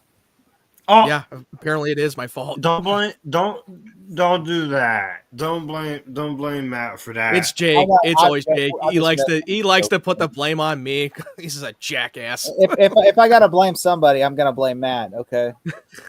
Well, you're the host. You should do better. Yes. This is not Barbara Gordon. Barbara Gordon has red hair, has a freaking yellow and black outfit with purple. Damn. I mean, I'm not so bothered by her appearance. I'm just bothered by how they changed her backstory in the movie. Yeah, that's what really pissed me off here. Is they completely changed her backstory. I'm like, why would you do? But I know Ryan loves the. I know he loves the fucking racing scene, but that was shoehorned in, and it felt like I'm watching a different movie, and I'm just waiting for that scene to be done. I mean, I'm sorry. That was cringe.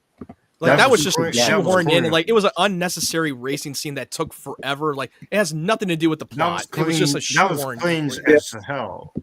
And I don't care about the character anyway, so I'm like, why do we have a racing scene with Coolio? Like who the fuck cares? That was cringe. Complete.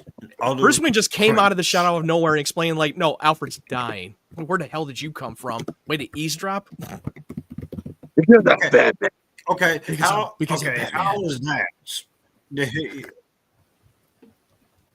Now you want to say that he's dying? Bull crap. It's me.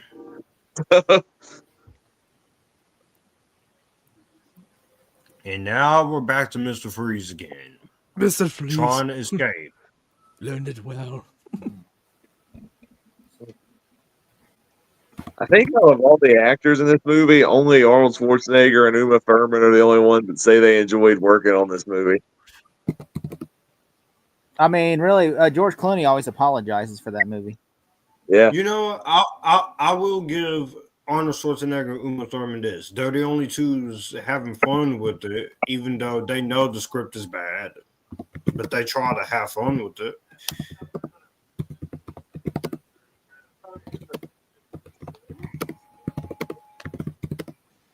What do you do with the patch eye? If it was... Oh, hello, Ivy. Hi. Sorry, that was just me falling in love with Poison Ivy again. Hey, I do this a lot with Scarlet Witch, so my epitastic nation is used to it by now. Okay. You got the hot on of the Scarlet Witch. You don't bang her. You bang. Oh my god, that is hilarious. That's hilarious. That Oh, there's a Riddler cameo. Yeah. the Riddler costume. Damn it. Reminding me- Bane was more scarier in Dark Knight Rises. Oh, absolutely. He was more physical. Except for his voice. It was not scary. Yes, may look okay. scary. I'll admit the voice could have It been. looks like he's better. been pumping on steroids and his voice could not come with them. The voice, I'll admit the voice could have been better, but I do get some laughs out of the voice. I love the voice. It's better than this. Okay, the moment that scared me with Bane was him and Batman first fighting in Dark Knight Rises. Did you notice that Glenn Powell was in that movie? That was one of the people at the bank. Yeah, the bank got tellers that gets killed by Bane. Yeah, he was an yeah, extra. That started in his acting career, but that was not his first. In his early Spy acting Kids career, he was 3 in Game Spidey's. Over Yeah, Spy Kids 3. He was in Spy Kids 3. He's come a long way since this, and ever since Top Gun Maverick. That's when he became a star. Mm-hmm. Now he was in Expendables 3. He was in Expendables 3. He was one of the newbies of the mercenaries of the Expendables. I forgot he was in Expendables 3. Probably because that movie sucked. Hey, I will say that 3 is tolerable, but the fourth one was like complete utter dog shit. The 3 one I could tolerate watching. I liked in Expendables 3 was Mel Gibson as the villain. He was the best part about that movie was Mel Gibson as the villain. And also an actual line of dialogue. I'll help you grab your rocks. Oh my god, that's what she said. That sounds like a sexual innuendo. That literally was she was speaking sexual. She wasn't being like speaking figuratively. No, she wasn't.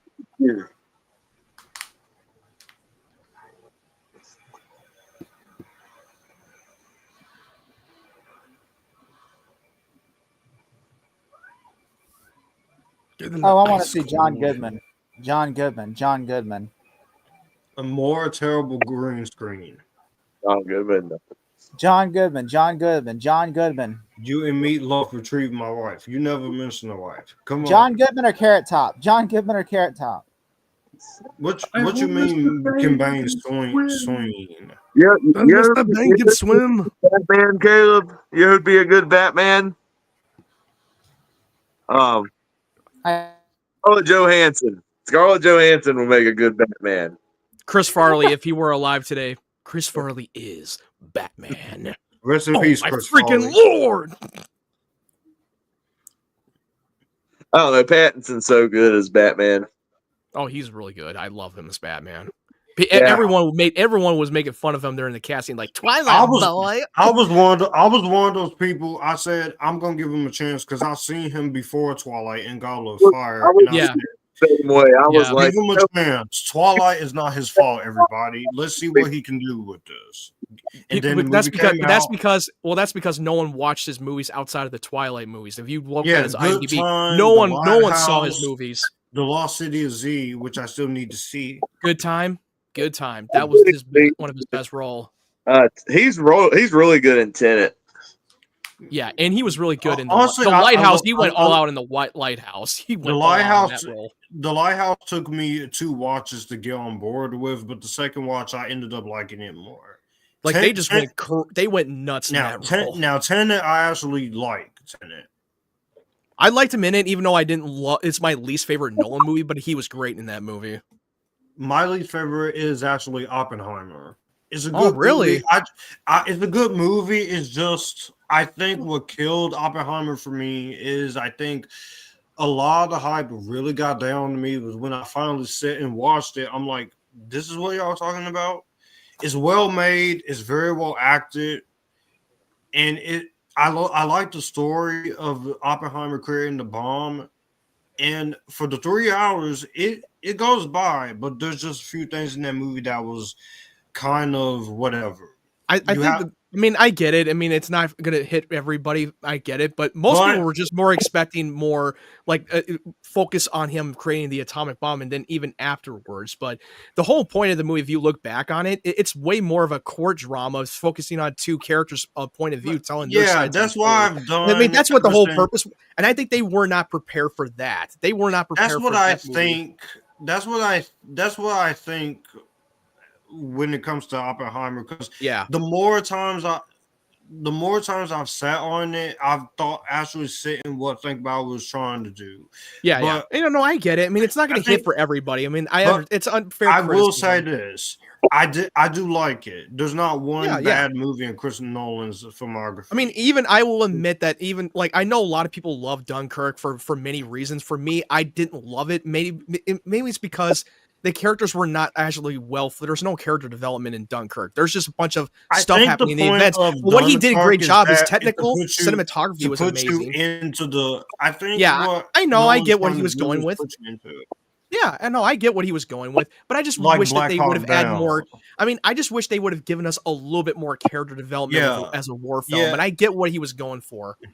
That's the one thing I'll give. Besides the criticism with the sound mixing, but the sound mixing, at least compared to Tenet and Oppenheimer, is not as egregious, even though Oppenheimer is a little less problematic, but there's still moments where I'm trying to hear the dialogue and I'm like, it was mostly Tenet. It was mostly Tenet. You barely hear it. It's sound mixing.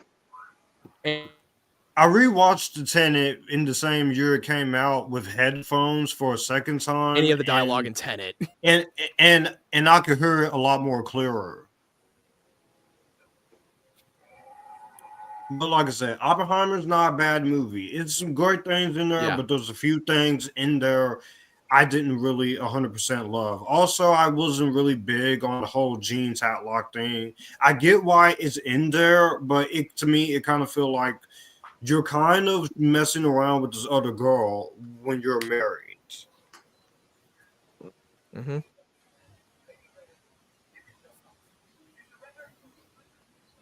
It is pretty. God, if you want to surrender to somebody, surrender to me. Hell. Hell. How about a kiss? And no, this scene always caught me off guard that Batman was able to resist the pheromones. Like, what? How did that happen? He was able to resist it. That is a much better outfit than the first outfit. But like I said, when it comes to Poison Ivy, whether it's the DCU or Matt Reeves' version, I do think you can do better. Just treat the character. Well, to be fair, there are different variations of what they wanted to go for, more over the top, made for kids, while Matt Reeves wanted to go for the more grounded, gothic, realistic world of Gotham. Honestly, with James Gunn's DCU, you wanted to make it more for kids while still respecting. Well, no, he's not making it just more for kids. He's making it embracing the comic book fantasy realm instead of just doing what Nolan's doing or doing what Matt Reeves or Zack Snyder. I think that's actually a good idea. Yeah, that's what he was, because this is the world of the DCU where there's kaiju, there's now monsters, there's now aliens, and now there's lanterns. They all exist in the same universe. And we have Crypto, the Superdog. Exactly, we have Crypto, the Superdog. And do you think that Zack Snyder will ever put Crypto in the movie? No, of course not. He wanted to go for the more realistic Superman, that it could exist in our time, in our world today. Where I get what Zack Snyder was going for. I know. Yeah, I just think had he just honed, had just let the studio did not get involved, and if you're going to get involved, which most studios always do that for big tentpole movies for IPs, but just don't get involved for all the wrong reasons. That's what I'm saying. Don't take the movie from the directors, because then you end up with fan force stick. Exactly, fan force stick. Or X-Men Origins Wolverine, which I'm sorry. Oh yeah, did you know that that movie got leaked online? The unfinished effects, and the one person that leaked it went to jail for that. I remember hearing stories about that, but I wasn't. Even though Hugh Jackman even brought it up in the Hot Ones episode, he even brought that up. And Hugh Jackman, he was very. I could see what he was pretty disappointed with that movie. That whole movie, Even Ryan Reynolds was disappointed. The opening credits of X-Men Origins, that is what should have been X-Men Origins Wolverine. Them going through the wars, and then you end the movie with the flashback from X2. Yeah, exactly. I mean, they could have stretched it out for like at least 3 movies for him leading up to getting the adamantium, or at least dive in deep into the mission of the Weapon X program. Instead of it just was a rushed out plot, petty revenge, like generic revenge story. And I don't blame Hugh Jackman or no, it's Gavin not his Hood. fault. I don't even blame Gavin Hood for it. For the because Gavin Hood, it's not Gavin Hood's fault because you could tell in and they were trying to do the even the commentary, which I hear from IMDb notes that Gavin Hood, he was so angered with the studio Fox that he had a terrible time making it. Come on, man. Hello. He's back. If I was Gavin Hood, I would be freaking heartbroken because I'm getting a chance to tackle. I'm getting a chance to tackle still think with you. Wolverine, one of the best Marvel characters out there, and you're gonna just interfere in my shit. I'd be like, take my name off this project. So let me ask you this, Kyle. Yeah. What do you think of their plan of Poison Ivy and Freeze's plan? It makes perfect sense, doesn't it? It does, yeah. But it's a dumb plan. Plants and ice, they're so compatible. They're definitely you lie. This plan makes little to no freaking sense. It doesn't make any sense at all. It never made any sense. He's trying to freeze the whole city. Even his for what? Like why? For nothing. What were you saying, Kyle? I was just gonna say, even his tears turned to ice there. That's the tears of an ice clown. The battle freeze in my hands.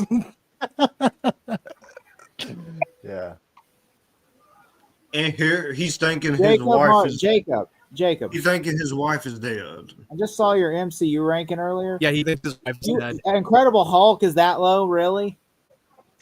To be fair, I do need to rewatch that, particularly because they do some things in Captain America: Brave New World that finally closes out some loose ends that I appreciated. So I think I will have to give that a fair rewatch. Thor, in the world where Thor: The Dark World exists, you put Captain America, you put an Incredible Hulk lower than Thor: The Dark World. Thor: The Dark World. You're talking about his ranking. It just has a sucky bill. See my updated and all over the place story. It's not the worst thing in the MCU. That for me is Thor: Love and Thunder. I've grown to not like that movie, which is a shame because I love Thor Ragnarok. It is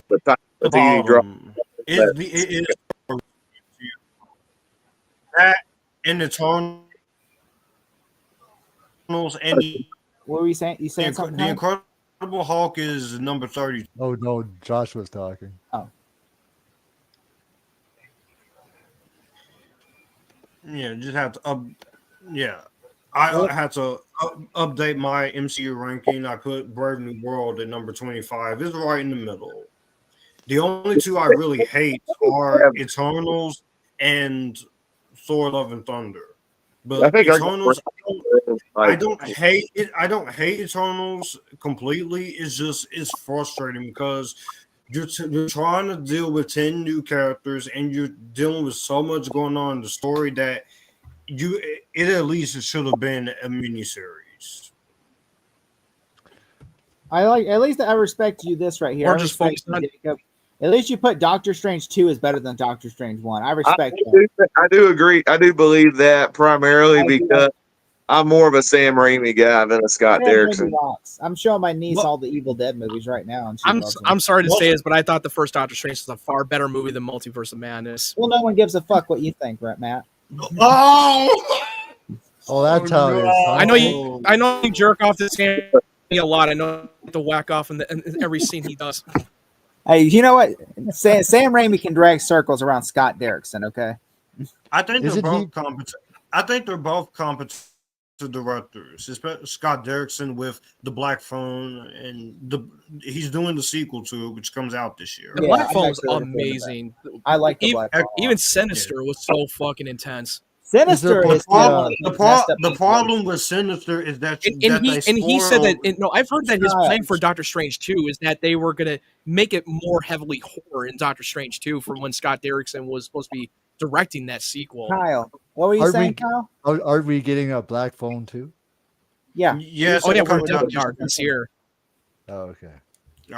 I also liked his director. How are in they going to bring back Exorcism Ethan of Hawke, Em- by the way? The Exorcism of Emily Rose and his I know how remake they're of the pulling Dead it Rose. off. We're not Still, gonna say I who. actually like. Right? Oh, By yeah, the way, yeah. guys, I'm picking this with Matt. You know, when I say like no, because I'm not being really a dick to Matt. Like I'm just like, Oh, I know No, you dude, are. I know how you. If told us everyone's all. new to this, we rip on each other all the time. If you Yeah, I'm follow us not for a just like majority little, of like, time, I already we knew always this do since the that. beginning we started doing this. I already knew Honestly- since I met you guys. Honestly, you guys haven't ripped off on me yet because you guys are just being respectful. yeah, I don't. People are really like I said. Once I get to like like I could rip on Jacob, but I just like Jacob.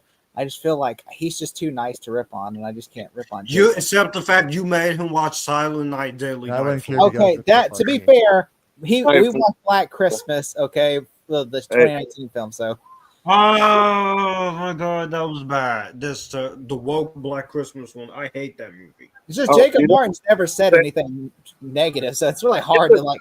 is about this movie. Robin could have been such a good character, but this movie's boxing so bad that nobody wants to do Robin again.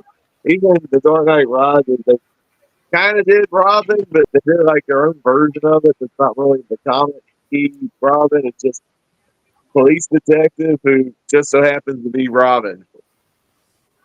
I want a Robin signal.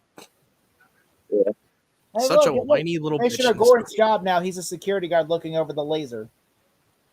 Luckily, with James Gunn's DCU, they're going to do a live action Teen Titans movie. So I'm curious. Oh to see yeah, how that- they are, dude. People They are are mad Because- right now because like, why is Clayface going to be the next movie in production? And I'm like, Why here's the not? thing. Why not? We He never said the seen scripts. Clayface. The scripts have to be before. good. We did okay? introduce DCU's Clayface in Creature Commandos. But he said that's That's going to be an right. alternate Clayface. That's Well, gonna yeah, be- it's supposed to be an Elseworld. It's supposed to be another DC Elseworld movie, so it's nowhere near connected to the James Gunn's yeah. DCU. Mike Flanagan wrote the Clayface movie. Yeah, plus Yeah, he Mike said- Flanagan is credited as a story like writer or something, and they want to take his script and make a movie out of it. Yeah, he was because he can't This direct is the Exorcist. and worst Clayface. misuse of Commissioner Gordon in this whole entire. He's a franchise. mall cop in this movie. He's literally Paul Blart. He's Paul Bllart's father. He's Paul Blart's dad. That makes more sense. Paul Yeah, Blart, father. For Kevin James in these movies. Please come back. With a tub of ice cream, eating it, in the He's such a second one. dope. He's such a dope head. Oh, you can have the key to the city. Please come back. Isn't he? God, Wasn't you're he in so that movie Son-in-Law? No, that's not him. I'm trying to think what movie. He's- You said son-in-law. Yeah, with Pauly Shore. Oh, you just No, not falling short. No. You know who should be the next Batman? Pauly Shore. oh god. Oh, what's up? on the Dark Knight? Much He's 100 years old. I'm Batman. Yeah, man. I'm a Batman. I'm gonna put Batman's heart from his body. I would and like to fill point his out one fingers. thing. Two actors from Encino Man have won. Three actually. Three actors from Encino Man have won Oscars. John Astin, K-Hu Kwan. and Brandon Fraser. Pauly And Shore is Brendan next. Fraser. We know it. He's next. Pauly Shore is next. Because Pauly Shore is Batman. I would not be shocked if they cast Pauly Shore as the MCU villain in the next 10 years. But I found out today that they're definitely moving forward with Goonies 2, and Chris Columbus and Spielberg are involved. Here we go. You not family. You don't have the accents, okay? What accent? So, Kyle, what do you think about Mr. Freeze's plan to freeze the city and make it, and then her reply also that like she's going to heat the city? I'm like, well, I would expect Poison Ivy to kill Mr. Freeze or Mr. Freeze to kill Poison Ivy because he's like, first off, why would anyone want to share their power with the world? Well, it looks like Poison Ivy was going to betray him anyway. But first of all, killing off his wife there. And you can't really they can't really team up. They're not compatible. No, Freeze wants to freeze the Gotham City, and Poison Ivy wants to turn into plants, but the is going to freeze the plants. So how's that going to work? For everyone watching, we are an hour and 29 minutes and 53 seconds. Is this a 2-hour film? Yeah, 2 hours. Every movie's a 2-hour film, Kyle. 2 hours and 4 minutes. 2 hours. But it just seems like the other movies go faster because you know what I mean. This movie is literally, I think it's actually only 97 minutes. Actually, the reason why it feels so long is it's so fucking boring. I know that's why, because I feel like the other movies are more. Because a lot of people like the shit on the runtime, like, oh, it's way too long. Yeah, because it feels long because it's so goddamn boring as shit. There's it's boring. Nothing interesting happens. Because if they have something interesting happen in every scene of the movie, then it flies by so quickly, even if it's a 3-hour movie. I agree. The Dark Knight movies are more. I mean, do you have any idea how long Zack Snyder's Rebel Moon from each movies? They're like almost like a 2-hour movie, and even that movie was completely a snooze fest. Definitely was. The storyline with Alfred. The only thing that doesn't work is George Clooney is not well suited for these emotional moments. If Michael Keaton was still Batman in this movie, or even Val Kilmer, I think there would have been more of a dramatic stakes here. But with George Clooney, it just doesn't work. Yep, not showing any real lack of charisma in this movie. That's the part of his Bruce Wayne I really hate the most, because there's moments where he's trying, but there are moments where he's just so not give a fuck. Yeah, that's true. He was more trying than From Dusk Till Dawn. Like, yeah, where's that? Yeah, what happened? What happened? Did you fall asleep or something? I mean, when you get into roles like this that are so bad, actors do not really give a shit. They're just milking it in. Just for sure. You know what just cracked me up just now? Like, she's been typing the password in, and just like this generic password voice, like access denied. And Alfred gave her the disc, gave her the files on that disc, and he lacked of giving her the password. Access denied. When it's allowed, it was like access denied. Yes, each of the Batman movies are not going to give 2 hours. Kyle. Yeah. Say if you know, Mr. Freeze is taller in this scene than Bane. God, he is way taller than Bane. This shit is cringeworthy. This fucking humor is cringeworthy. This shot right there from her reflection on her face when she gets the access to the files. Ryan. I think this movie's broke Ryan. He tapped out.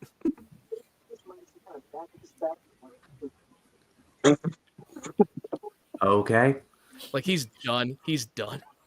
It just cracks me up that he said, she wants to kill you, dick. There's a joke in the Lego Batman movie that makes me laugh every time where he goes, my name's Richard, but the kids call me Dick. Yeah. And Batman goes, children can be cruel. I mean, boys can be cruel. Yeah.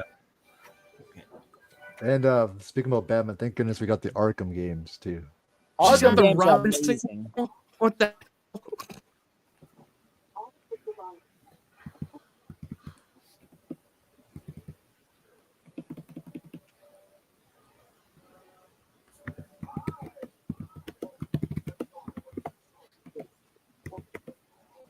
Oh, these doctors kill me.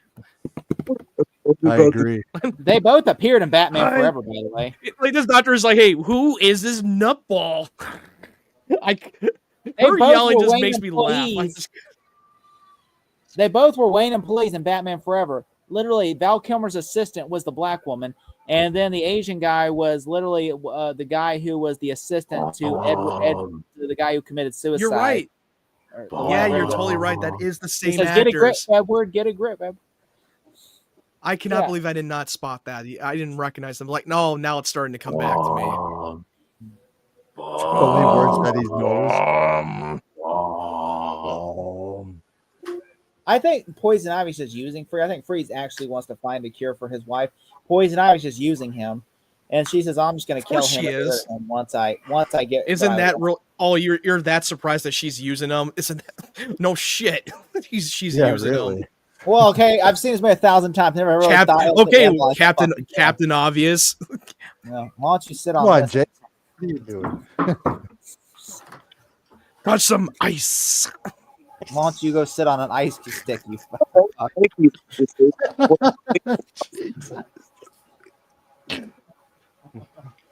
Looks like your head's frozen, Jake.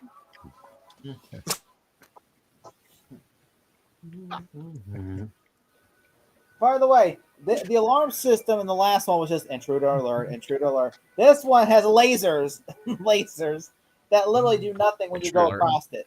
Just Alfred just comes on. But then Alfred says, "Intruder alert! Intruder alert!" Red and blue lasers, no less. Like, that'll teach him out. Bruce Wayne's like, "This can will it be teach so Alfred unknown? will come on like a attack dog. An old British man will come on and say, "Intruder alert." Yeah, you got Alfred as an AI computer program. This predates AI by like what 97, 2000, like 21 or 22 was AI. And that AI looks Right. different. Before The that AI Y2K thing for the internet, the digital. Suit me up, Uncle Alfred. Somehow Alfred was able to prepare the fucking suit for Barbara that quickly. What did she say? She didn't want to be Batwoman or Batgirl. And did Butt shot. Pause it. That's for the fellas. Boob shot. Yeah, obviously boob shot because you got to throw the boobs in there. Well, I mean, Because once they do the boob shot or the butt shot, like pause it. It's just cringe, these close-up shots of the suit. I'm like, why is this there? You know, do you wonder if you ever? Because I know a director. Because I was listening to one time, Darren Lynn Bosman said when he was editing Saw movies, he said you can really edit if you could. There's like 5 different edits of a movie. You can edit Saw 4 and make it a comedy if you wanted to edit it that way, or you can edit like make it more scarier. And he said, and so that means he has like 5 different edits of Saw 5, and he said, or Saw 4, and he said that. You imagine if there is an edit for this movie, though? Like if there is an edit for Batman and Robin that's a more darker and serious movie? I would love to see that. It probably wouldn't help. It wouldn't help That would be my interesting. enjoyment of the movie. Yeah. But I would at least be interested. Yeah, but I thought that was interesting. A director saying that. He says every time a director edits a movie, there's like there's 3 or 4 different versions of that movie that they can edit. Hello, Poison Ivy. Hello there. Can you imagine? What if there's Dude, a much Poison worse Ivy- version of this movie?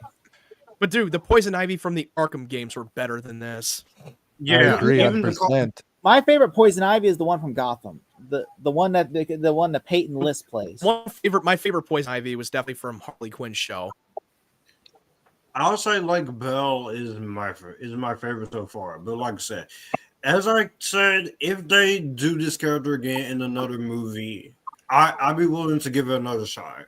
I want her to be a villain. I don't want her to be like the Harley Quinn. I like the Harley Quinn one that Lake Bell plays. I just don't want her to be like a nice person because I feel like if she's with Harley Quinn, she's gonna be. Oh, nice. she's not really. She's more. She was not a nice person. She was just jaded. She was just more jaded that pretends that she hates everything when she really doesn't. Like she is a monster. I want her to be a monster. Yeah, that's why. I don't know. I love that version of Poison Ivy. Like if you could make it like I don't know. I'm not trying to like say this is a good movie or not, but like remember the Mummy. But to be fair, the Harley Quinn show is a spoof. They're poking fun of every DC character. That's more of like an R-rated Adam West show. You're talking about the 2017 Mummy. You made Gordon a total fucking drunken, washed up I have that detective. movie. That's a guilty pleasure. I kind of get what you're saying. If you make her like, if you make the Poison Ivy like the Mummy from the 2017 movie, that would be a terrifying Poison Ivy.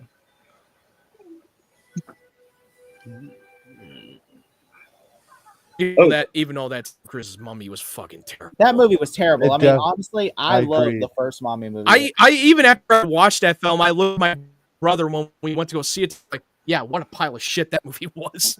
Me and my dad, when the credits roll, like, my dad fell asleep through it. I watched it and I was like, man, this is so terrible. Which Mummy? Did you hear the Tom Cruise scream when he's falling down from the fucking airplane?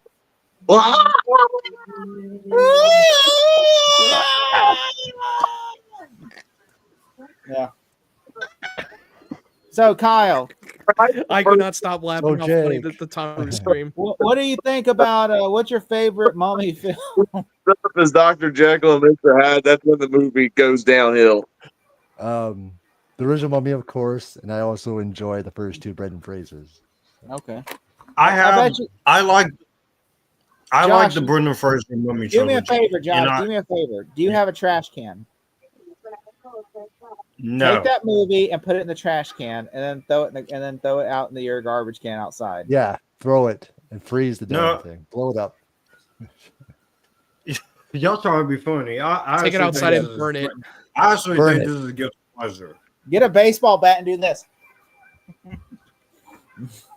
Y'all trying to be funny, but I would never encourage people to destroy physical. No, I wouldn't either. One thing I would never. I like to even if it's a terrible movie. No, the one thing they should. No, the one thing they should destroy is the Whedon cut, the physical media for the Whedon cut of Justice League. I have the 2017. Destroy that. Right.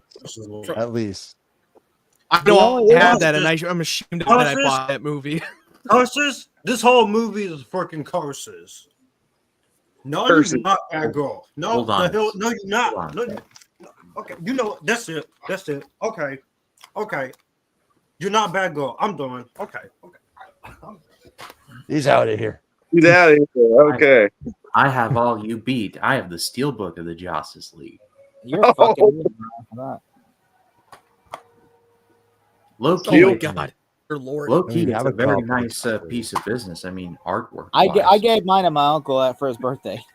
Okay, I'm sorry. I just have to be funny. Oh, good, Josh. You want to know who's the best fucking Batgirl?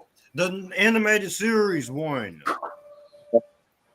I like we had a Batgirl in the Lego Batman movie voiced by Rosario Dawson. She's a much better. Rosario Dawson. She's a great actor. Oh yeah, she's a better version of Batgirl in that movie for the Lego Batman movie. So much 100%.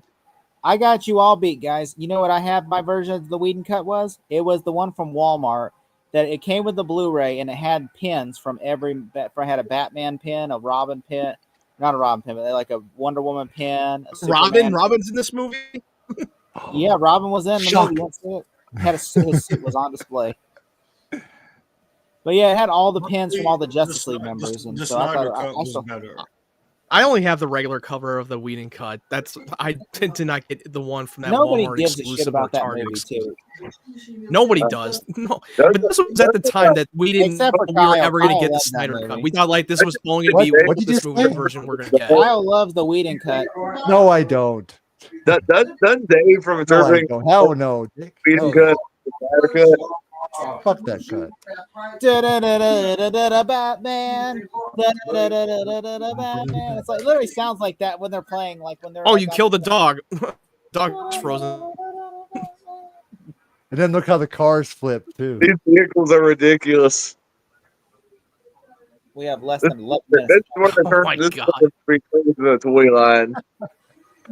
So the vehicles look like they're coming from the 50s. On the VHS, They do look like this. The state of Batgirl's cowl, though.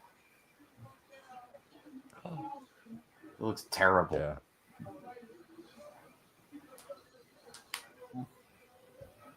I never noticed until now the dog went to, pee on the fire hydrant and got frozen, so the dog's just standing there. I was just urinating in the fire hydrant.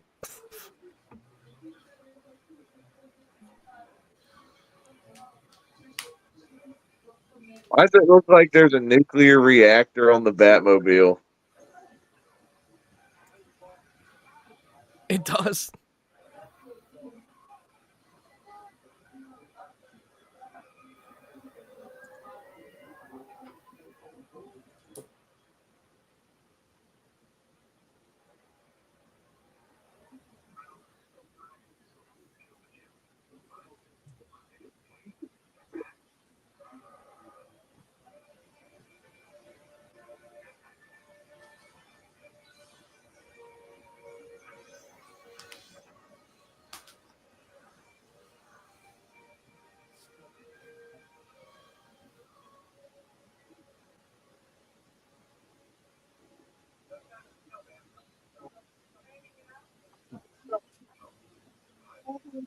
Oh, you get it? It's a Frosty the Snowman pun. Yeah. I got it. These jokes are so I didn't understand on. why she needed to had that cowl on in the first place. That was completely pointless. There was no point having it. Because we see her the back of her hair. It's like you could just do a scan on it, be like, oh, that's Barbara. And then she just takes it off for had it on for no reason. Just for driving. That's all it was for.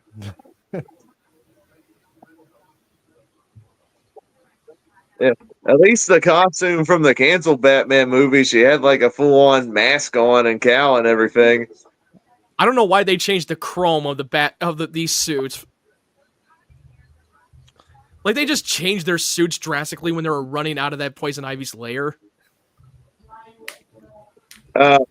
Remember, this was turned into a toy commercial, so they had to check. It did. I literally got those toys, Batman and Robin at figures for Christmas. I did too. Joel Schumacher admitted that, and Chris O'Donnell admitted that. Everyone admitted it. They publicly apologized it. This movie turned into a toy commercial. It did. It literally turned into a toy commercial. Freeze is coming. Freeze is coming. The mirror close-up of Mr. Freeze turned into MODOK. Oh God. Quantumania. Shout out to my friend. He looked like the fucking George Lopez from Shark Boy and Lava Girl. Oh, that too. He literally did. It's not even a joke. The which one? Oh, you not seen Shark Boy and Lava Girl? George Lopez is a villain. Mr. Electric. I have seen it. And he's like walking around, and that's where they got the inspiration for MODOK and Quantumania. I have seen that many times when I was a kid. You know what's sad? I like Corey Stoll as an actor, and I feel so bad because everybody was talking so much shit about his MODOK. I'm like, look, he's a good actor. It's just that when you give a bad direction to an actor and tell him, well, we're not shitting on the actor. We're talking about the character and how they used MODOK in that movie. It was I so like fucking Corey Stoll, bad. and I think it's really because I mean he's great in The Strain. I don't know if y'all ever watched the show The Strain. Am I really the only one that watched it? I've only watched several episodes of the first season, and then I fell off because I couldn't really get into that show. It breaks my heart that I'm the only one that has good taste. Dude, he has a shitty wig on. Like, you're not going to convince me that you have goddamn hair. Took him a few seasons to have him get rid of the wig. I love how the dude doctor. Kyle, how the hell are we going to do that? Okay. We're going to have to play the freaking hours. Just be like, all right, guys, I'm on level 6. Hold on. No, if you remember. I'm stuck on the battle. This is prologue. Ryan's still at the prologue. It's okay. It's okay, Ryan. It's all right, Ryan. You can. I'll need to play it again. Just review. If I bring you onto my channel, we'll do something better in terms of a movie. I trust you. Actually, Kyle, that is a good idea. We'll, we could do we'll talk about the first games, Arkham. Yeah, because I did have fun collaborating with Ryan when we did King Kong last year. King Kong 77. Yeah. By the way, Josh, I need to get you back on. Hey, Kyle, no, that's a good idea, Kyle. Good. Of course, I would like to be on. I got Jacob on my channel for a great idea, by the way. Last year too. No, we're just joking around. That's actually a funny idea. It's a great idea, Kyle. Yeah, because we can definitely. I'll definitely be happy to be back on your channel. heat is on. I gotta have you on my channel, Joshua. Yeah, because that's the one thing I do enjoy having on my own channel is people coming in and collaborating. I got Ryan, had Jacob on there. Me and Jacob, we did the 2015 Cinderella movie, which will celebrate its 10-year anniversary this year. I celebrate my 10-year anniversary of my channel this year, even though this was not my channel is not my very first channel. My other channel was my first year in 2015, but it got deleted. But I still count it as part of my 10 years since 2015. My current Please me help, Batman. my current channel. I remember I went to see Dumbo, the live action Dumbo. I turned off. God, you my actually phone. went there. You actually saw that movie. It was bad, but I'm going. I didn't think Never, it was. I skipped it. And I I didn't never think it was watched that it. bad. I have a story about that. I can't tell you guys on screen because it's inappropriate, but I actually know somebody that got laid to Dumbo, the movie. What? What? What was that? Not gonna say- I will tell you guys on hilarious. screen, but the live action Dumbo movie. That's I know more some, hilarious than any. That's more hilarious than anything in this movie. and I'm I just didn't, know, like, I didn't know Dumbo can get you laid. Bye it's bye, a long Mr. story, but Freeze. it is a very fascinating What one. are the odds? I mean, look at So- Blacktastic. He got laid to Batman Returns. Yeah, he did. He got laid watching Batman Returns in the theater. What? He whispered I got into his laid ear. for Spy Kids. Oh hell no! He just Oh, reminded me oh, of the fucking SNL skit of the Lonely Island, jizzed in my pants. From the moment she whispered it in his ears, "What? You're gonna get lucky tonight."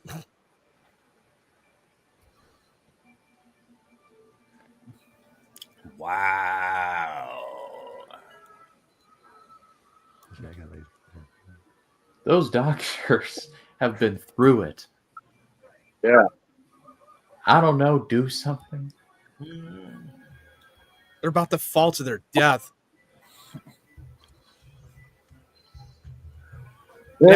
After he saves the doctors, he left them their ass stranded in the middle of nowhere. They probably froze to death. They're like Jack Torrance at the end of The Shining. Exactly, Like- that's the one. Yeah, here's Johnny. My mom. The funny thing with The Shining is my mom bought the DVD back in 2020, and we showed it to my handicapped sister, and she, by the time it was over, she was very upset with me and my mom.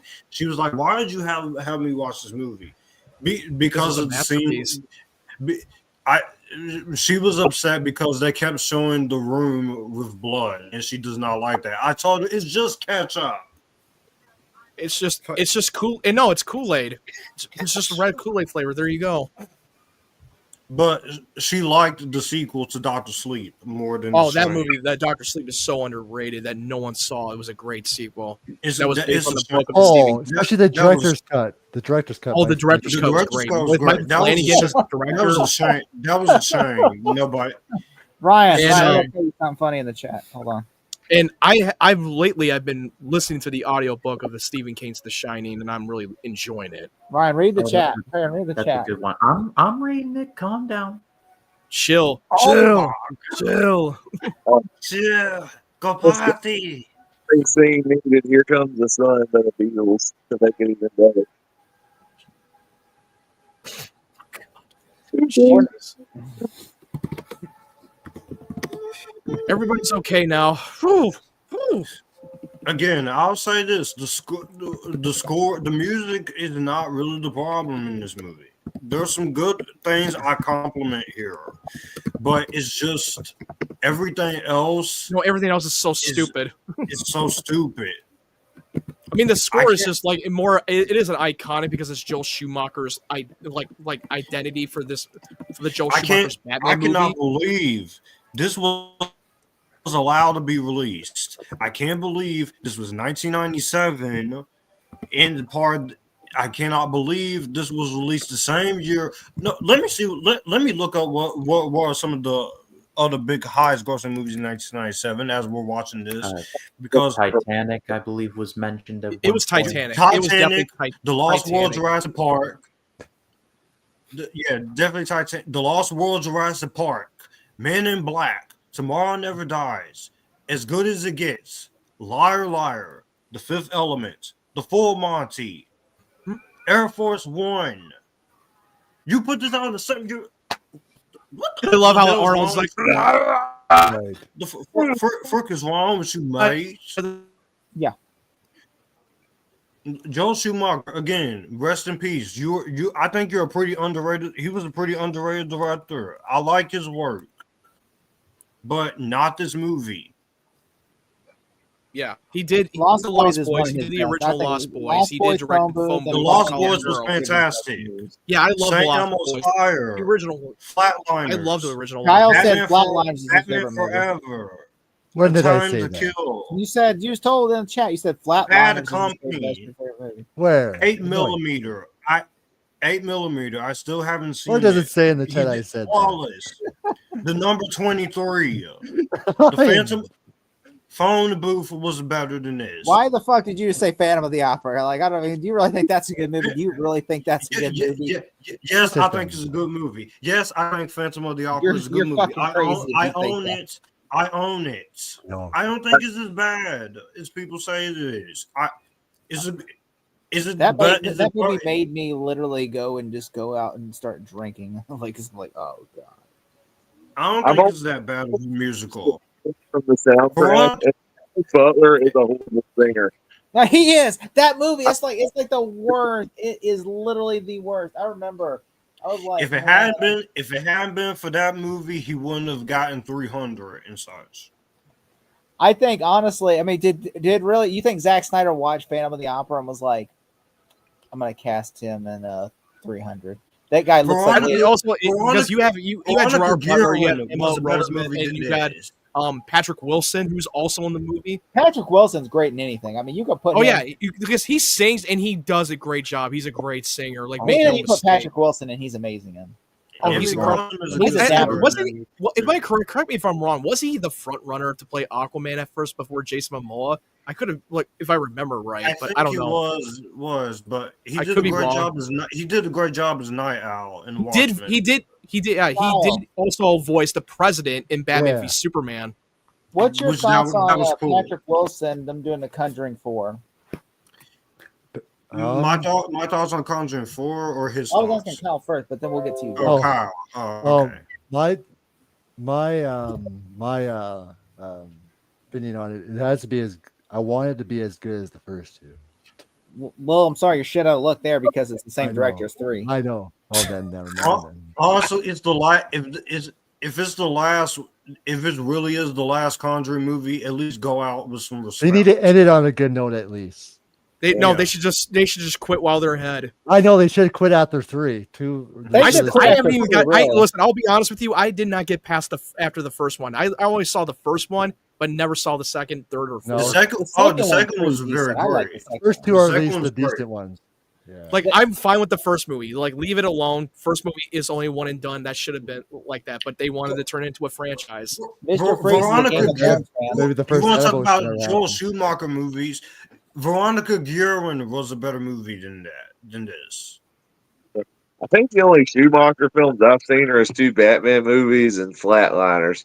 And also, he has some good stuff in his filmography. Recently, The Wiz, and Joel Schumacher wrote the screenplay for that. And that one is quite odd. It's a very odd movie. Yeah. Jacob Martin, isn't Michael Jackson in that? Scarecrow, he was awesome. He's on down the road again. Rest in peace, Michael Jackson. Apparently, Oz takes place in. I'm curious to see how the Michael Jackson movie is going to turn out. Well, they did delay the movie. Even exists. I think that was false that they delayed it to redo the ending. But I'm hoping for the best for it. Just don't shy away from from telling his story. Right.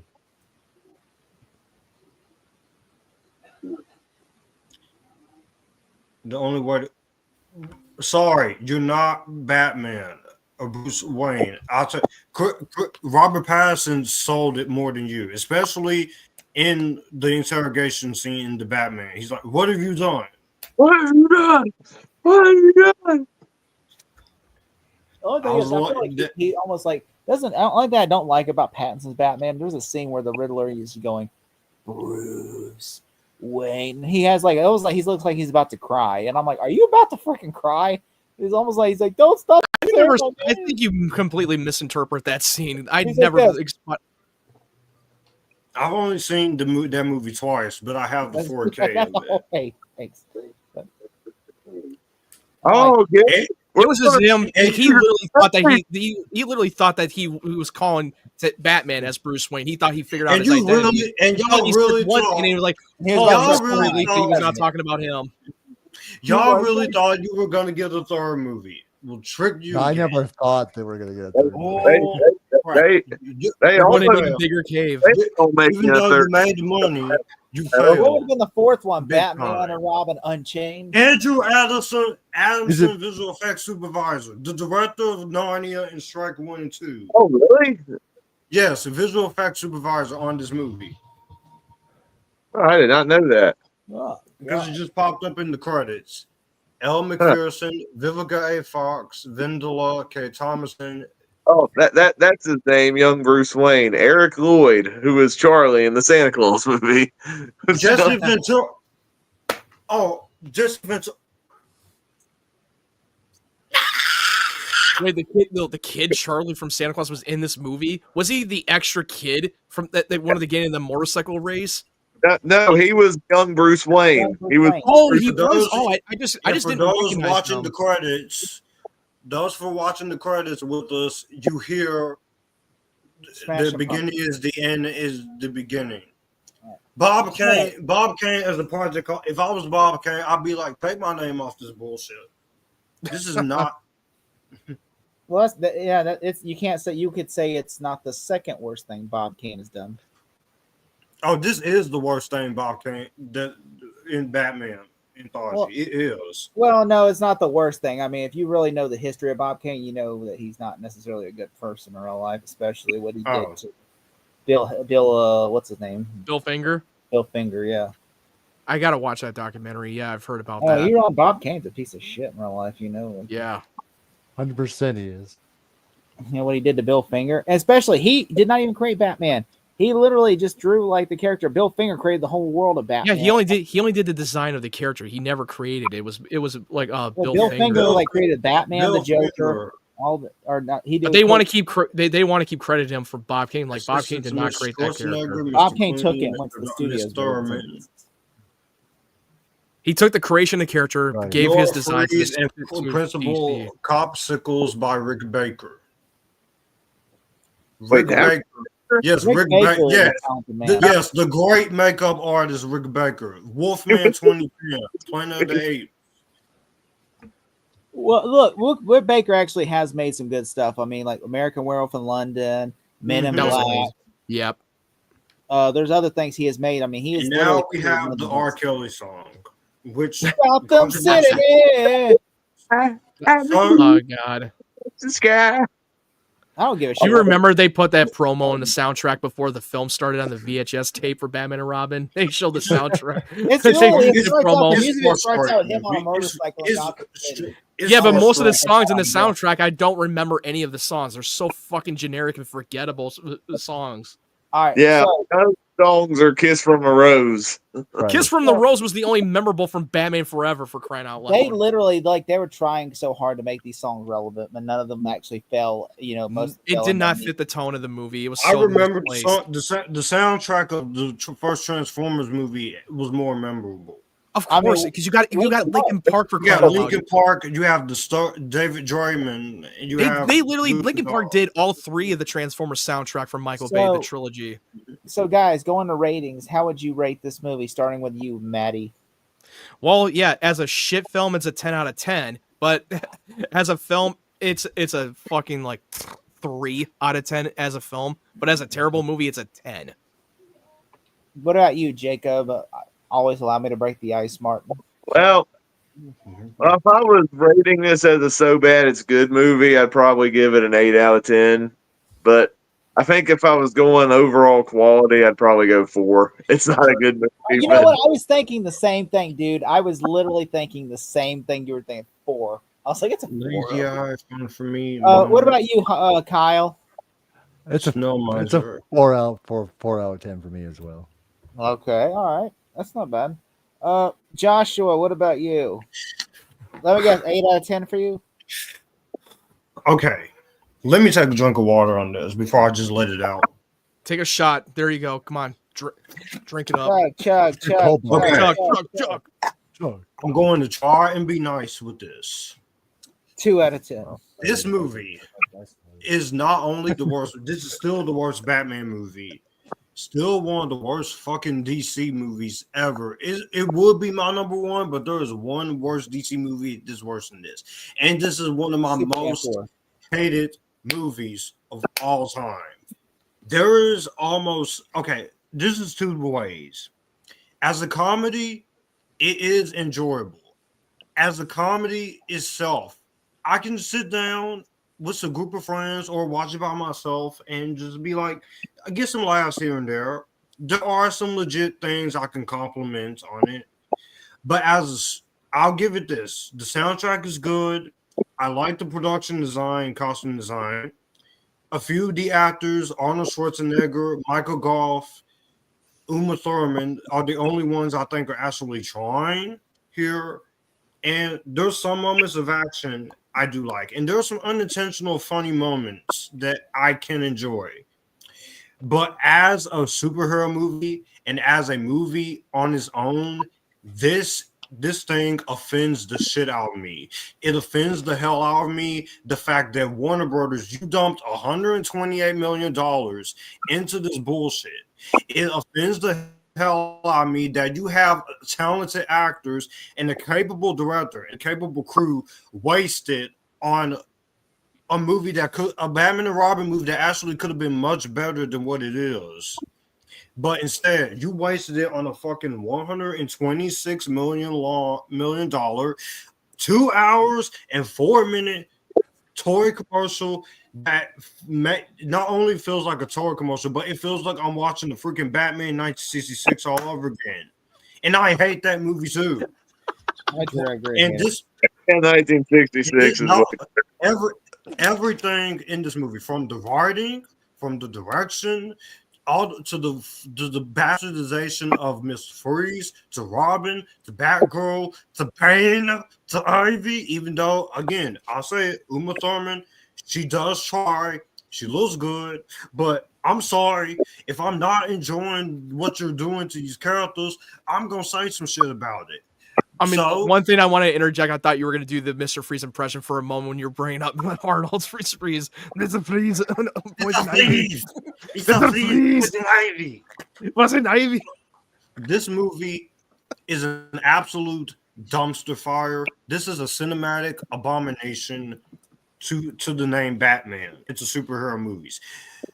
There are more superhero movies than this, of course. But this will forever go down as one of the most hated movies in the genre. Say whatever you want about the Marvels. Say whatever you want about Captain Marvel. Say whatever the hell you want about Batman vs. Superman. I will defend that movie, even with its glaring issues. I will gladly defend that movie and call the issues out with Batman vs. Superman. But that movie doesn't nearly piss me off as much as this movie did. For all the shit that's negative in this movie, like I said, as a comedy, guilty pleasure, isn't epitastic. But as a superhero movie, as a Batman movie, and as a DC movie, this movie can get the fuck out of my face. It deserves that. This movie gets a fuck you, an elf. It deserves that, and I'm not changing my mind. That was perfect. This is not the only time I'm going to talk shit about this movie, because wait till I do a standalone live commentary for this. Oh, I'm going to go even more from it. As a rant itself, it's perfect down to the T. Thank you. It's almost... If you want to, you can make a clip out of that whole rant I just did. But this movie, what the fuck is this movie doing here anyway? Thank God. If it, no, hold on. Let me get the. Hold on. Oh God, here it comes. Showtime. Hold on, because Showtime. Okay, Ryan, what do you got anything yet? Or No, Josh is not done yet. if it had not been No. for these movies, if it had not been for this, and this Batman would no longer be relevant. I have nothing else to say about Batman and Robin. As a comedy, it's entertaining, but as a DC Batman movie, just like Superman 4, just like Green Lantern, go screw yourself. you must really hate Green Lantern. He's like, fuck Green Lantern. I've seen worse movies than Green Lantern. I mean, I could tell you right now, Madam Web is worse than Green Lantern. Oh, we can all agree on that one. Of course. Rant Good God. over. Matt, Right. if Matt wants to create a clip of my entire rants, go ahead. Be my. I mean, guest. I don't have. It's not. I'm not the host, and Jake is the only My one who can son- create my that son- clip. what does that have to do with it? I can't. I'm not the host of this. I mean, I could do that I could do that when the you live can stream take the on whole YouTube. video. I can take that whole video. Go ahead. Go ahead, Matt. I can please. screen record it. I mean, I could do that. This is Jake's channel, but Matt somehow can just Matt, go in there. go ahead. and I mean, screen record is no I brainer. love Matt. movie. He wants to. I don't care. Ooh, Ryan's just this like, movie is so bad. I Go don't know how go How do I go follow ahead. that? Speak Go, after go that. ahead, Ryan. Go ahead. Yeah, Go ahead. I Ryan. I Let don't it know out. how I can top Josh's epic rant, but here goes. From like in a vacuum, the movie's terrible by all conceivable metrics. Like it just but it's like it's terrible, but it's also wonderful at the same time. Like you would never see someone today taking the risks that Schumacher was doing back in the day. So in a weird sort of way, I gotta respect it. It's not good, but I at least admire the hustle of what Schumacher was trying to accomplish here. This movie is a pile of shit, but this would lead to growing a very fertile garden, starting with, like Josh mentioned several hours ago, Blade, and then X-Men, and then Spider-Man, and then on it goes up until the big superhero boom, which I believe is now ended, but that can be a whole nother conversation if we want to have that conversation.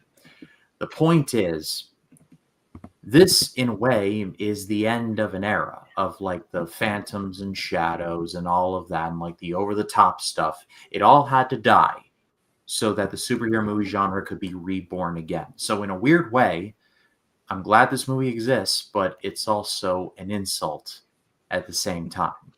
Just based on like being a critic or whatever I'm supposed to be, I'll say it's like a 2 out of 10. But on the enjoyment factor, it's a big old 10. I always have a great time watching this. Like the bad, the worst, the even worse, the motorcycle stuff.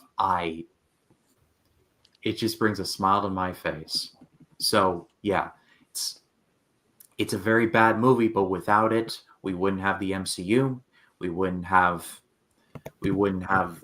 a lot of things. We wouldn't have the Nolan's trilogy. We wouldn't get that trilogy. We wouldn't get Sam Raimi's Spider-Man or X-Men or any of that. It probably would never have been made in the first place. They would still continue on with this Joel Schumacher's Batman film if it had been good and successful at the time. I mean, I agree. I agree on that. So in a way, even though it's a pile of shit, I'm kind of glad that this movie happened. Thank you. Because we for wouldn't being get horrible. the golden age of these movies now today. It's Thank a you for case your of when you hit rock bottom. The only at the way same at the same time, I will give you guys that this era of superhero movies had to die with this movie in order for us to get better. So in order for it to in be a way, reborn and better, as much as I hate this Yeah. movie, and as much as I just ranted for at least 3 to 4 minutes straight, I'm glad we have this. I've heard this one saying in this, and you remember the actor who was the bully in A Christmas Story? Remember that one dude? Yeah, he's a big film fan, and he was on the Schmoes Know, and he brought this up about how bad movies and good movies, like good movies are inspirational, but bad movies are motivations, if that makes any sense, because it motivates them to make better movies if they make bad films.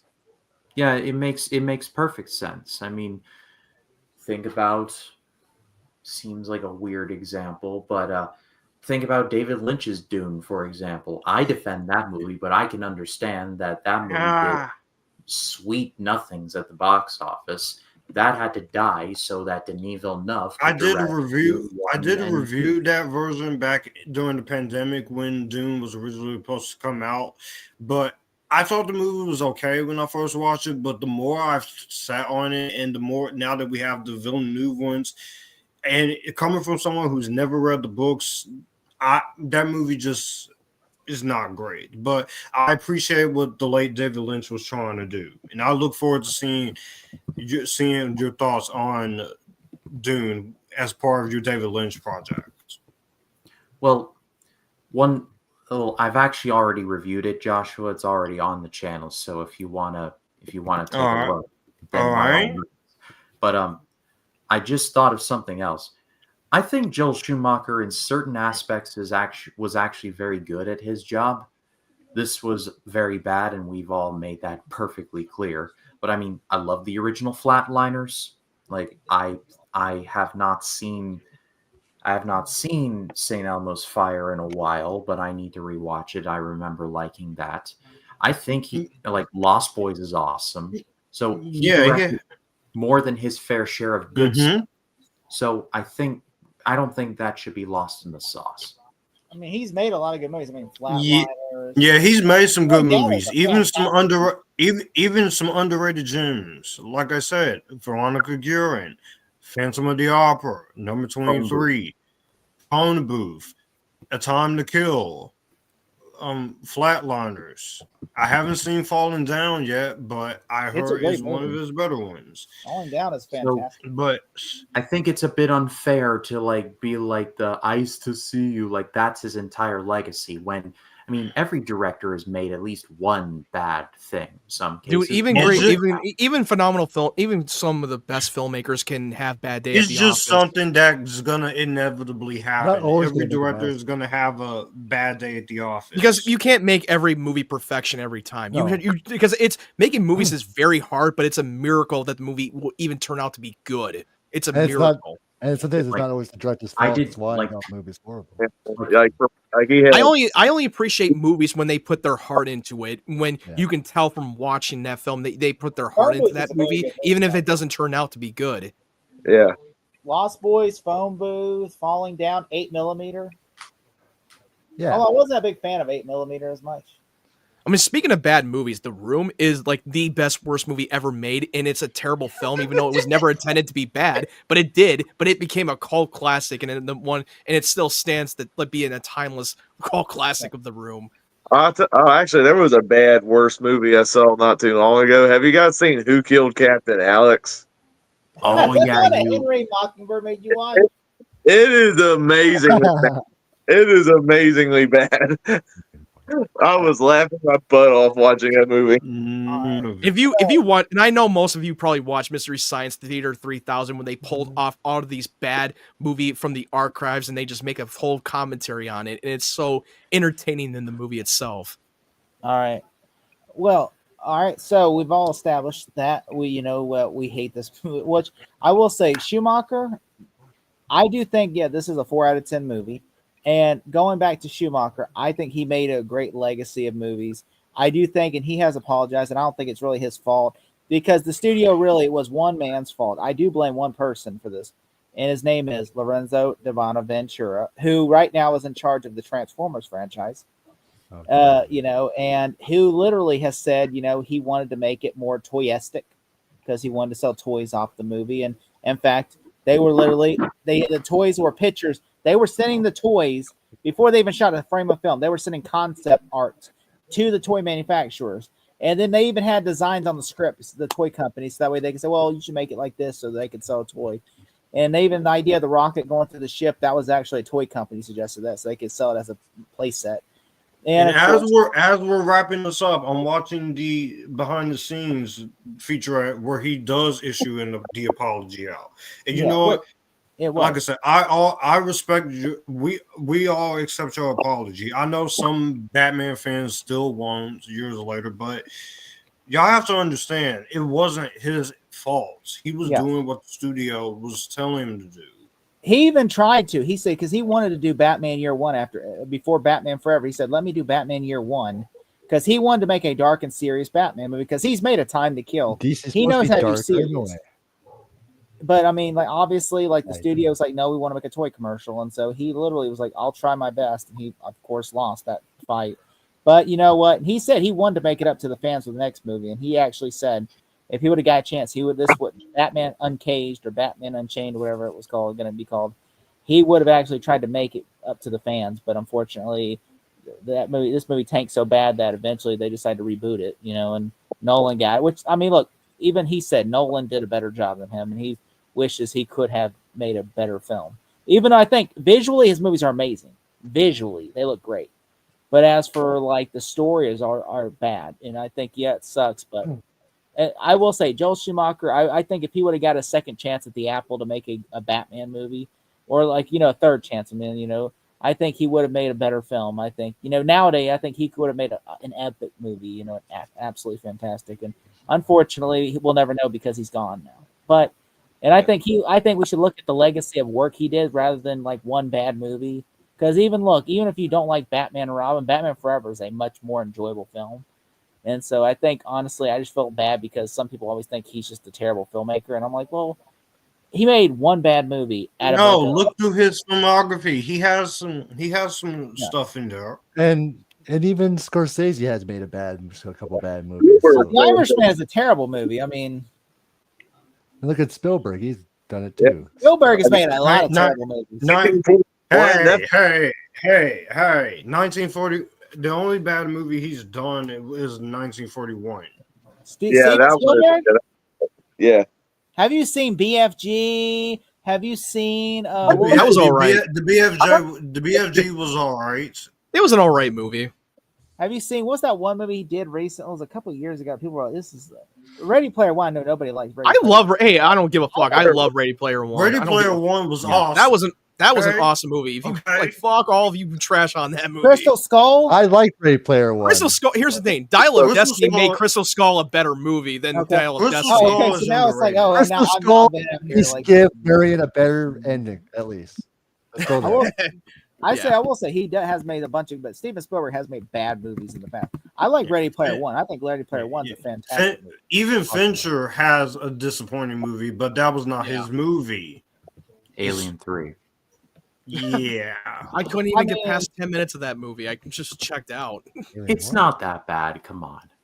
I don't hate it. I just hate the decisions they made, especially when they made a terrible decision in the opening of the movie. Yeah, let's kill off Michael Biehn and the girl. Let's just fucking get rid of everything that was great about those aliens. You made us sit through 2 hours and 16 minutes or 2 hours. I love Tintin. That movie. I'm sorry, that movie was boring. I tried watching it. I nearly fell asleep watching it. Yeah, Tintin, Jurassic Park. Visually, it looks great. Sugarland Express is an awful movie. I will say Sugarland Express is his worst movie. All right, Matt, it's okay to be wrong sometimes. No, it's lonely to be right. It's very lonely to be right. You both have your own different opinions. Sugarland Express. I know we're just I know you guys. We're just having. I'm just being funny too. I know we always like to do that. When I know you guys are. I know you guys are too. I'll tell you now, I will choose any of Steven Spielberg's bad movies over Zemeckis. Zemeckis has made more bad movies than I can. Yeah, I know. Oh, yeah, that's unfortunate. What happened, Robert Zemeckis? How did he get from Back to the Future? And what was the Back to the Future? What other movies did he make? Forrest Gump, Beowulf, Forrest Gump. Cool. Yeah, that one. Yeah. They started making like The Witches, and he made like what's that one movie he made? He made The Witches, and then made like several shitty movies to where people are like. You went from Back to the Future to Forrest Gump to What Lies Beneath to the Polar Express. Castaway. Castaway. Castaway. That was none of his best work. Likes Beowulf. And what happened? And he made Who Framed Roger Rabbit. I like that. Iconic. I love Who Framed Roger Rabbit. It's still Like my he's favorite. no, he's next to made my a best. lot of great movies, but now in his recent years of filmmaking, he's just He just have not been he good. just threw in a towel. I agree on that. Yeah. He just threw Yeah, I in think his last really good movie was I feel like from 80s to 90s he peaked. No, like no disrespect to Robert Zemeckis, but come on, bro. I'm saying it. Even, Yes, I think even Peter Peter Jackson agree. has a better track record.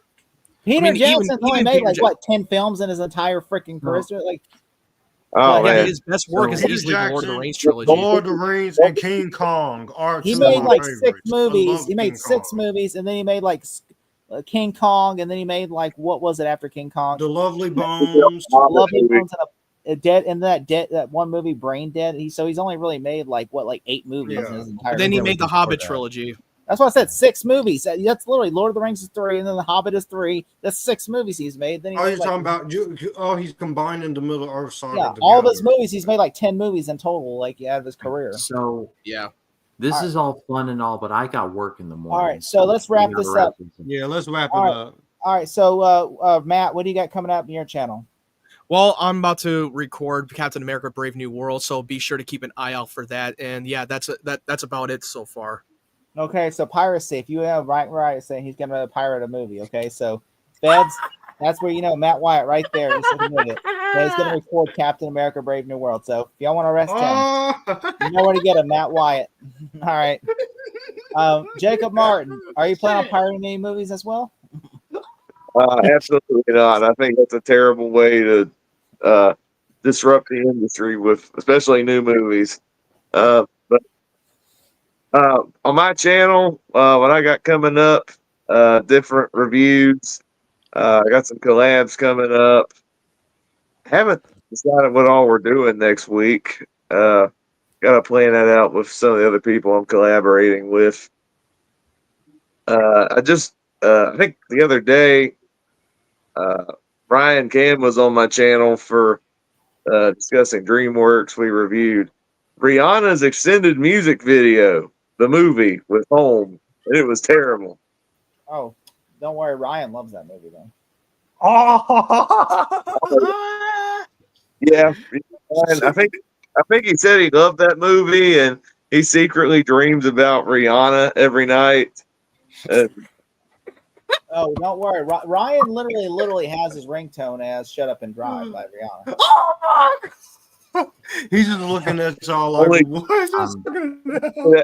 After Shut Up and Drive, you have Only Girl in the World, and that dance Home. I'm too tired for this shit. Okay, so Kyle, thank you. What do you got coming up? As for me, I do have a video dropping tomorrow. At some point, I will be on Jacob Martin's channel for Indiana Jones discussion at some point. Yeah, I'll have to figure that one out. And then at some point, I think Jake and Matt and Ryan are coming back for Spider-Man 3. So at some point, that'll be a lot of fun. I do have a Scream 5 watch party next week with her and Craving Something Scary, Steven from Craving Something Scary. Just to continue the Scream watch party series. And then, like I said, I do got 3 interviews coming. Adrian Barbeau, Dick Warlock, and Anna Mark is the director of Jason Goes to Hell. And a few other ones won't mention here. But there's a lot of other stuff that I got planned coming for the rest of February and going into March. So the Splattercast is also coming on the channel to discuss 70s action films. So, all right. a lot of stuff coming. What about you, Joshua? Was recently I've been uploading a bunch of shorts and some review clips from some of my past videos. Also, you have some videos by reviews of Sonic the Hedgehog 3, except Winnie the Pooh Blood and Honey 2, which I was supposed to upload those at the end of last December. Still plans from 2025 catch up, but also what I got coming up recently, I want to try and do some live streams, maybe live commentary, a few live review roundups or review catch up. But also, I have reviews for Invincible Season 2, Captain America 4, which I still have to edit. I also have thoughts on League Winnell's The Wolfman, and also you have a few other videos there. Also, still want to do my best and worst of the last year, even though we're in February. I also want to do some live movie watch commentaries. Also, try and work out some collaborations with some of you guys on something. I don't know what. And also, I do have my review of Companion edited, but I don't haven't released it yet. So I got some stuff coming out, and there will be some live streams coming. So that's pretty much all what I got. So because I've been on a little bit of hiatus in between uploading here and there, and so I've just been trying to get back into it. Okay. All right. Well, Ryan, what about you? Or as I like to call you, I Love Green Lantern 2011 movie. Oh no! You think you're so clever. Well, to be fair, I got everybody on here. No one even looked at those screen names. I got everybody on here. I'm just like, oh, you got mine as Sean Clark, really? I saw mine. Martin will never escape the Bass Pro Shop. So earlier today, Kyle joined me to review the original My Bloody Valentine. I had a great time reviewing that with him. Newest episode of the 60s Project dropped, where myself and Russell Howell talked about some pretty old one old movie from Ingmar Bergman and one that just is like Lynch before Lynch. But that's up on the channel now. Next week is the 2000 Project. We're going to be talking about Scream 3 and the direct-to-video Tigger movie, which, I mean, talk about just symmetry across genre if you've ever seen it. And I'm going to have Eric Moreno from Why We Love Horror to join me to talk about that. Okay. But lots of content coming to the channel, so if you haven't checked me out, please do. I just want to say I just did drop my review for Captain America: The First Avenger. I'm just gonna do since there's really nothing really coming out in the next couple of weeks, I'm doing just the Captain America movies, and and then I'm gonna do Brave New World. So Brave New World probably come out second, since I'm gonna see that movie by then. And then after Brave New World comes out, then it'll be like Winter Soldier, Civil War, and I think I already covered the Falcon and Winter Soldier TV series, and of course that's what I'm gonna do. And then of course I might cover Longlegs in between. And I know I got Talking Silence with these guys coming up, which is pretty awesome.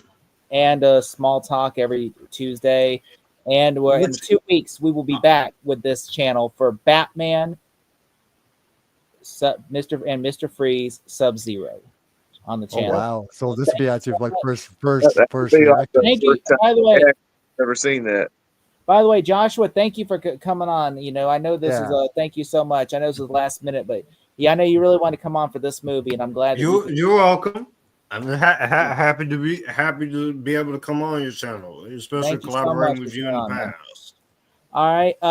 If you can, give these guys like and subscribes on their channels, follow them. You can follow me, 3D Movie Cinema, youtube.com. Also, thank you so much.